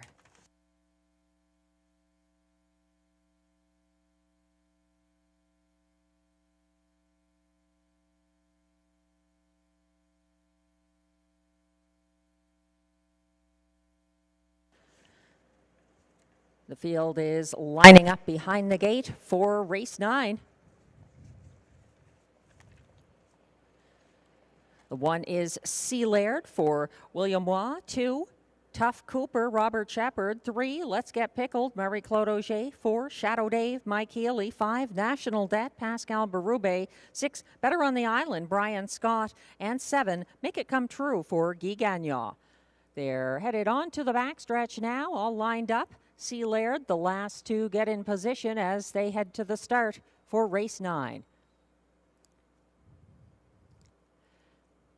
They're off and pacing and sprinting to the front. That is Let's Get Pickled, and a big surge on the outside from Make It Come True in line to Guy Gagnon, 3 wide early outside of Better on the Island between horses and sticking her white nose in front. She is squaring off against Let's Get Pickled as Make It Come True has decided to back down third along the pylons early, just ahead of National Debt. 27-1, a brisk opening panel, and now leading the way in front of the grandstand. That is the favorite, Let's Get Pickled, and Marie-Claude Auger a length ahead of the white nose of Better on the Island. Second, then third, Make It Come True. Fourth is National Debt. Fifth is Sea Laird. At the back of the field, Shadow Dave and the trailer, who looks to step out now. That's Tough Cooper. They're circling towards the halfway point, led by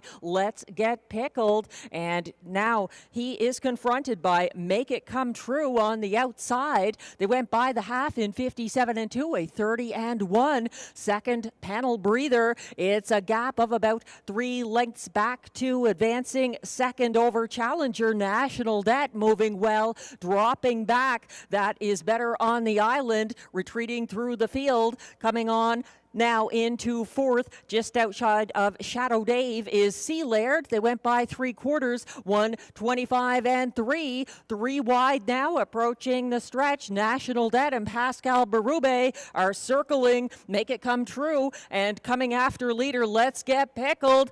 Does the old warrior have the back class to drop on? Yes, he does. Pascal Berube sending National Debt to his latest Rideau Carleton victory by about 3 lengths over next closest, Let's Get Pickled. It looked like Sea Laird for show, 1:54-4.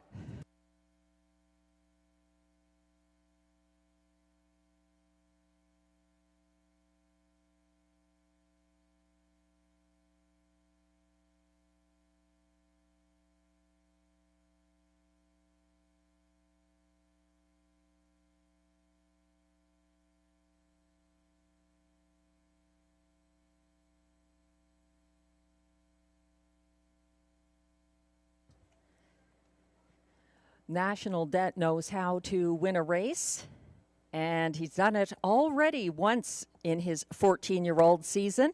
He adds to that total now for his old friend, Pascal Berube. 1:54-4, a new seasonal best. National Debt.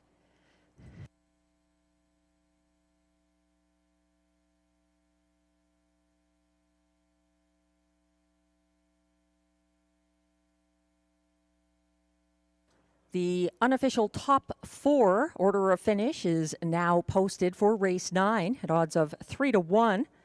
National Debt, a mild overlay there for Pascal Berube. Second was the 3-2 beaten favorite. Number 3, Let's Get Pickled. Ahead of 1, Sea Laird, finishing third. And then 7, Make It Come True, fourth. 5-3-1-7, the unofficial top 4 order of finish. Please hold all tickets.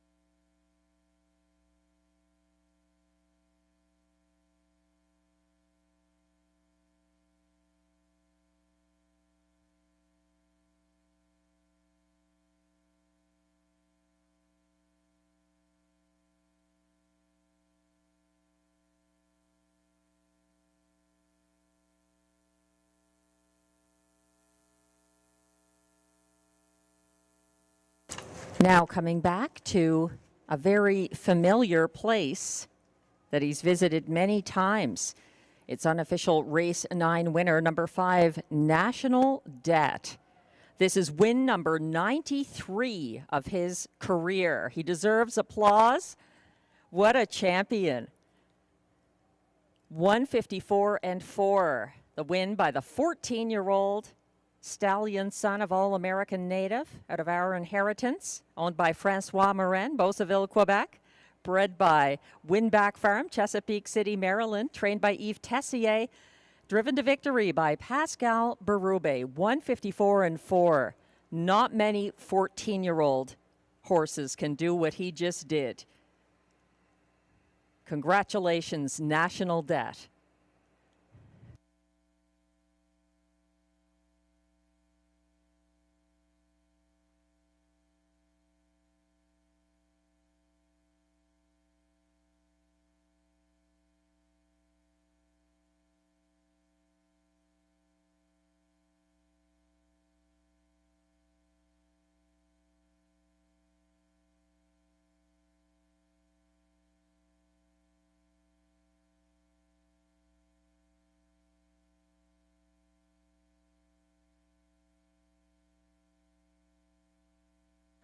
And race 9 is now official.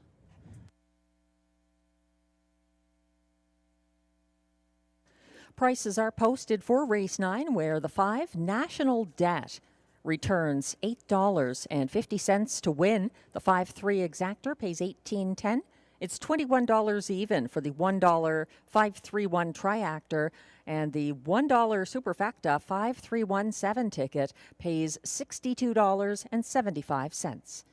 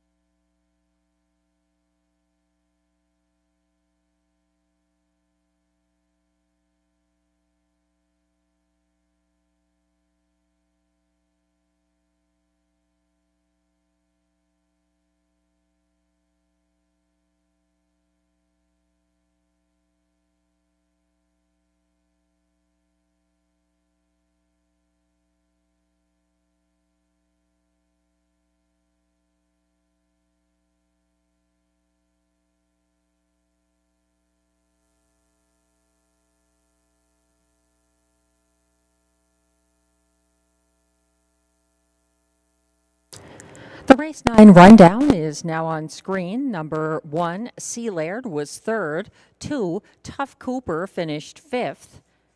3, Let's Get Pickled, was second as beaten 3-2 favorite. 4, Shadow Dave was sixth. 5, National Debt, the race winner for Pascal Berube. 6, Better on the Island, seventh. And 7, Make It Come True, finished fourth. From the top down, your program should read 352-6174. The fractions were 27-1 to the quarter, 57-2 at the half, 125-3 at 3/4, 154-4, a seasonal best mile for National Debt.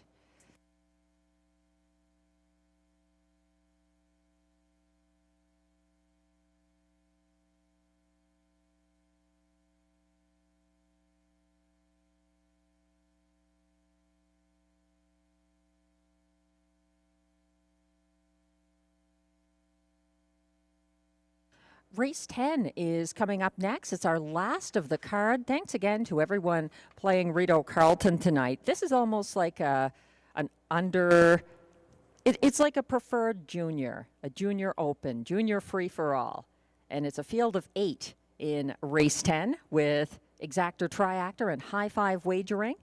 Glenn Pearson going to the 5, Tignanello for Michel Legacy and driver Ryan Guy.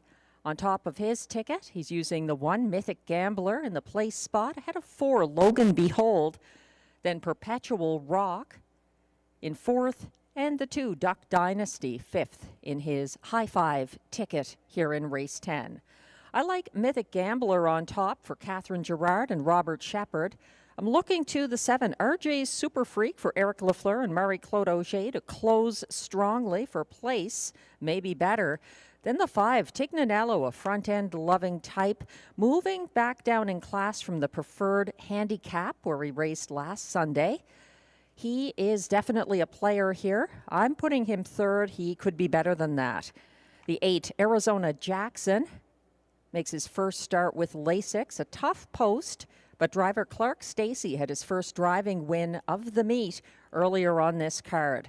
And then I'm also using the 2, Duck Dynasty, from the Stéphane Pouliot barn to complete my high five.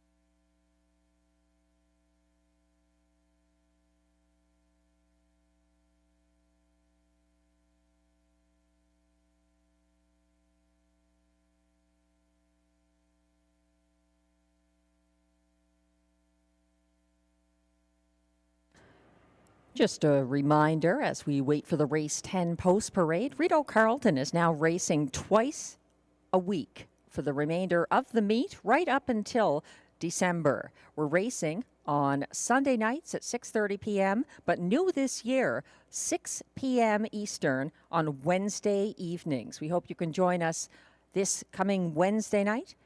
Again, 6 p.m. post time.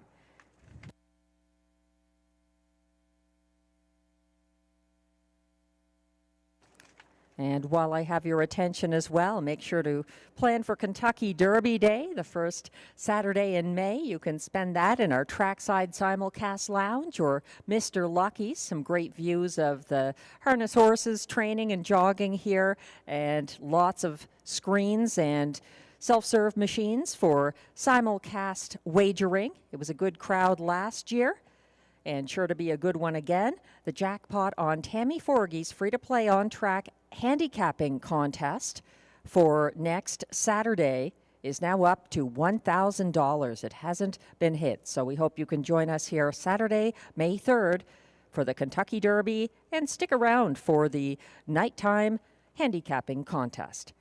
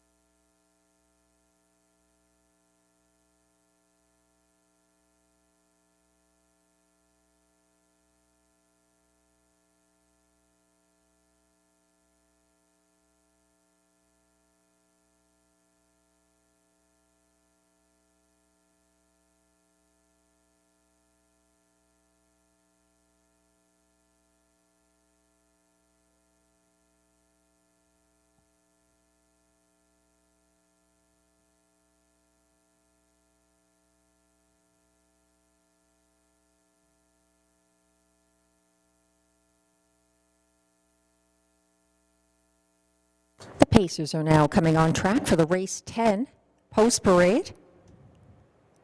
The Robbie D'Alessandro pace.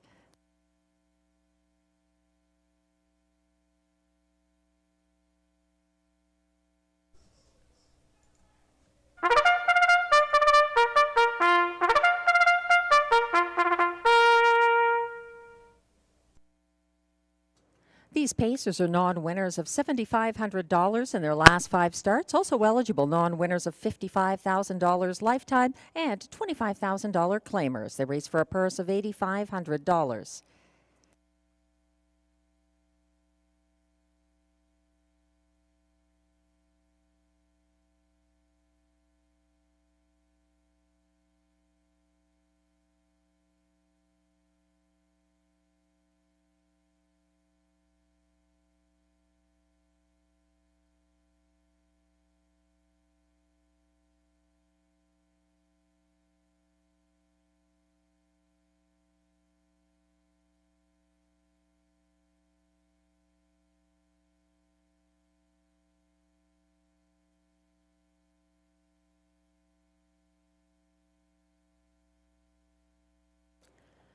Leading the race 10 post parade, number 1 Mythic Gambler, owned by Cozen Farms, La Prairie, Quebec, trained by Catherine Girard, driven by Robert Shepard.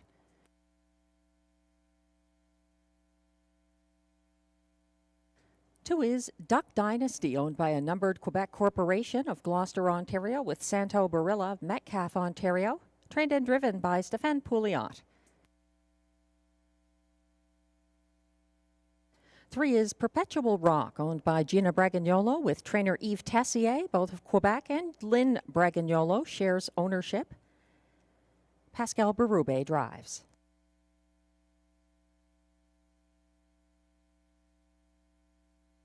4 is Logan Behold, owned by Kimberly Eaton, Brockville, Ontario, with Jamie Copley, Kenmore, Ontario, trained by Mandy Archer, driven by Guy Gagnon. 5 is Tignanello, owned by Les Écuries Saint-Thomas of Saint-Charles-Borromée, Quebec, trained by Michel Legasse and driven by Ryan Guy.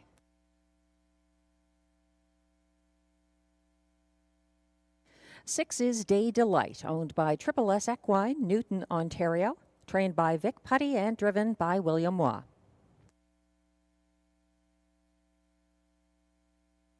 7 is RJ's Super Freak, owned by trainer Eric Lafleur, Lange Gardienne, Quebec, along with Michel Blais, also of Lange Gardienne. Marie-Claude Auger is in the sulky.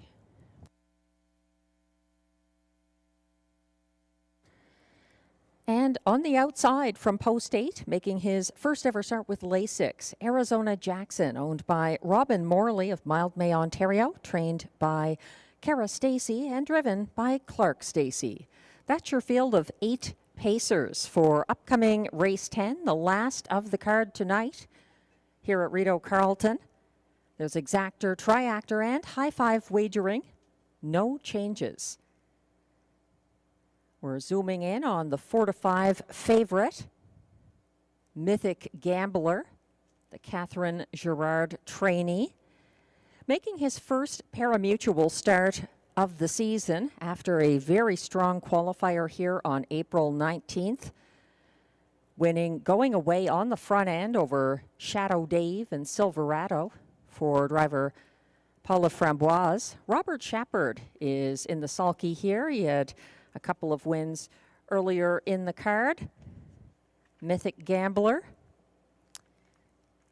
was undefeated for Robert Shepard in 5 previous Rideau starts together. So sometimes the math just adds up. 4 to 5 right now on the 1 Mythic Gambler. 25 to 1 on the 7 RJ's Super Freak seems excessive. He's getting class relief after 3 straight starts in the preferred handicap here.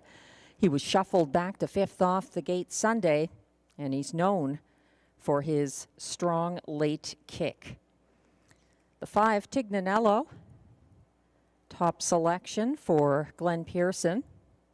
He opened up on the front end in the top class here last Sunday and led until the final turn before getting swarmed in the stretch. But he's got class relief, and he successfully wired in his previous start here in what was briefly Canada's fastest seasonal win on any 5/8 mile track, a 1:52.1 win for Tignanello here at Rideau Carleton. 5-1 right now. I'd make sure to include the 8 in your high five ticket here as well. Maybe even the try or maybe the exactor. It's his first start Lasix, Arizona Jackson.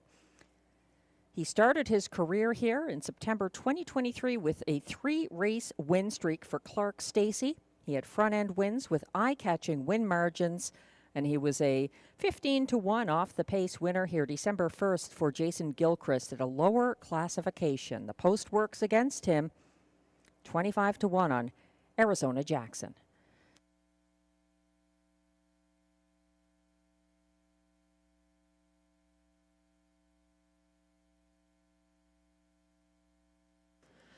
The starter has called the field for race 10, our last of the card. Still time to play the late high five as the Pacers gather in front of the grandstand. 1 is Mythic Gambler, Robert Shepard driving. 2, Duck Dynasty, Stéphane Pouliot. 3, Perpetual Rock, Pascal Berube. 4, Logan Behold, Guy Gagnon. 5, Tignanello, Ryan Guy. 6, Day Delight, William Waugh. 7, RJ's Super Freak, Marie-Claude Auger. And on the outside, 8, Arizona Jackson for Clark Stacey. They're lining up. Duck Dynasty has to do a little catching up. The field is on the turn. Approaching the backstretch for the Robbie D'Alessandro Pace, our finale this Sunday night.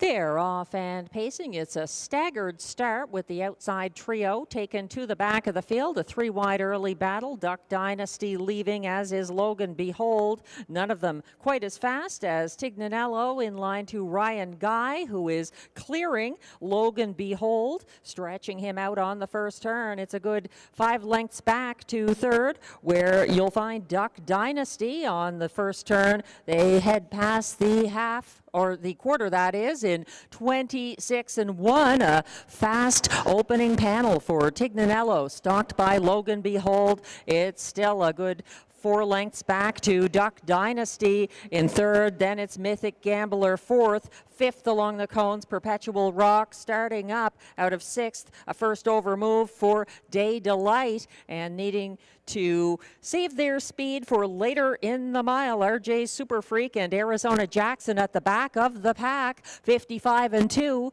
The clocking to the half as Tignanello getting his favored front end trip, and now he's under pressure from first over Logan Behold, second on the outside, stalked by Mythic Gambler, who follows closely from third as they head towards 3/4. In fourth, advancing third over now, that's Day Delight coming on, and to his inside, dropping back Duck Dynasty.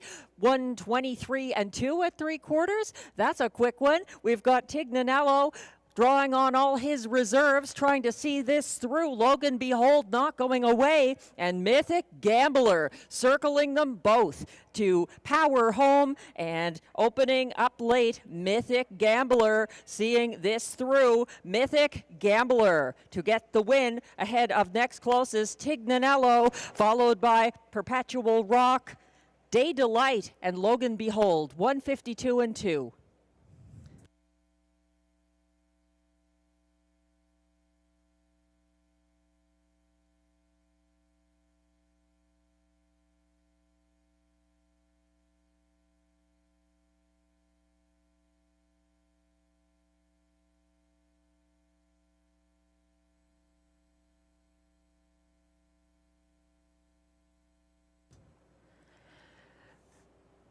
Not every qualifier tells you about the race coming up, but Mythic Gambler lived up to expectations in his first race of the season.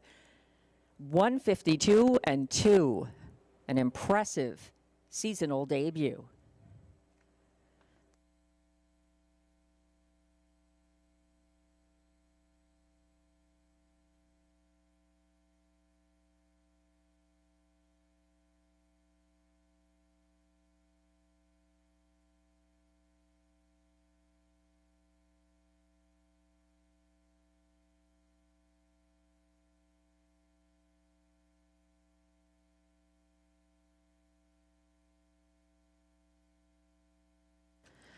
The unofficial top 5 order of finish is now posted.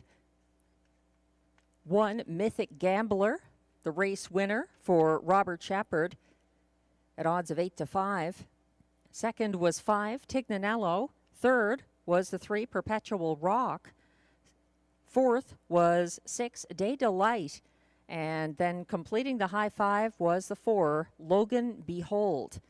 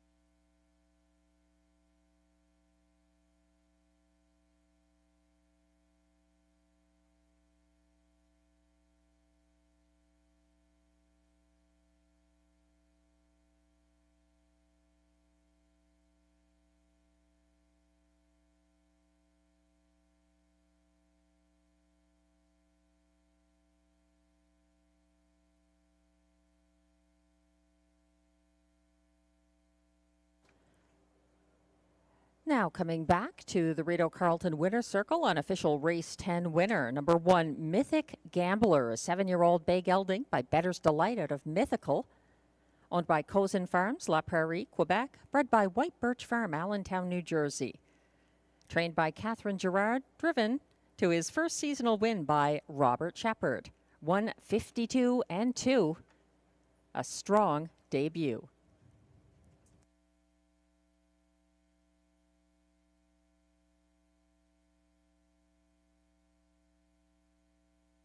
Robert Shepard having a good night, a winner of race 1 with Beef and Cheddar, and then bookending the night with a win, driving Mythic Gambler in race 10. He also drove Early Action to victory in the race 4 Preferred Handicap. Results are now official for race 10. Prices are posted for race 10. The 1, Mythic Gambler, pays $5.30 to win. The $1 pick 3 ending here, 4-5-1 combination, 3 of 3, 68.10. 4 of 4 in the pick 4, $167.85 if you had it for $1. That's the 2-4-4-5-1. That would be 2. We're looking at the pick 5 now. 20-cent pick 5. Here we go. Super high 5. $152.24 for the 1-5-3-6-4 combination. That's the high 5 here. That $2 exactor, 1-5, $21.40. $39.30 for the $1 try, 1-5-3, $13.10 for the $2 late double 5-1 combination. Getting back to those multi-legs, that $1 pick 4, the 4-4-5-1 combination, 4 of 4, $167.85 if you had it for $1. And the pick 5, the $1 pick 5, 2-4-4-5-1 combination, 5 of 5 returns $365.95 if you had it for $1.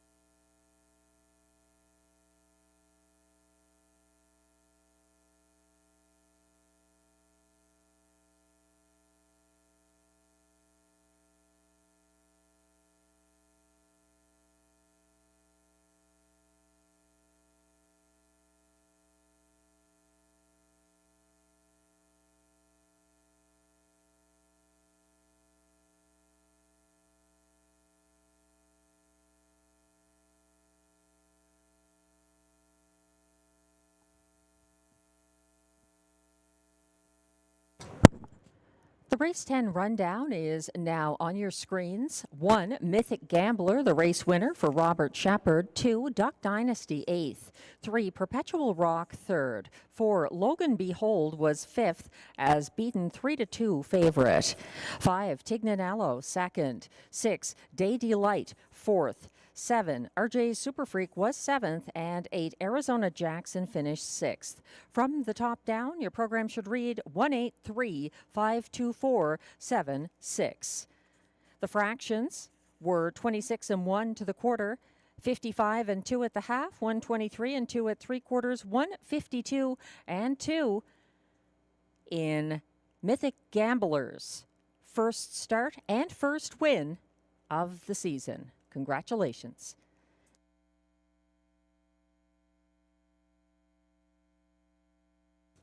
That concludes tonight's card. Thanks very much to all of you who tuned in across North America, particularly our fans on track.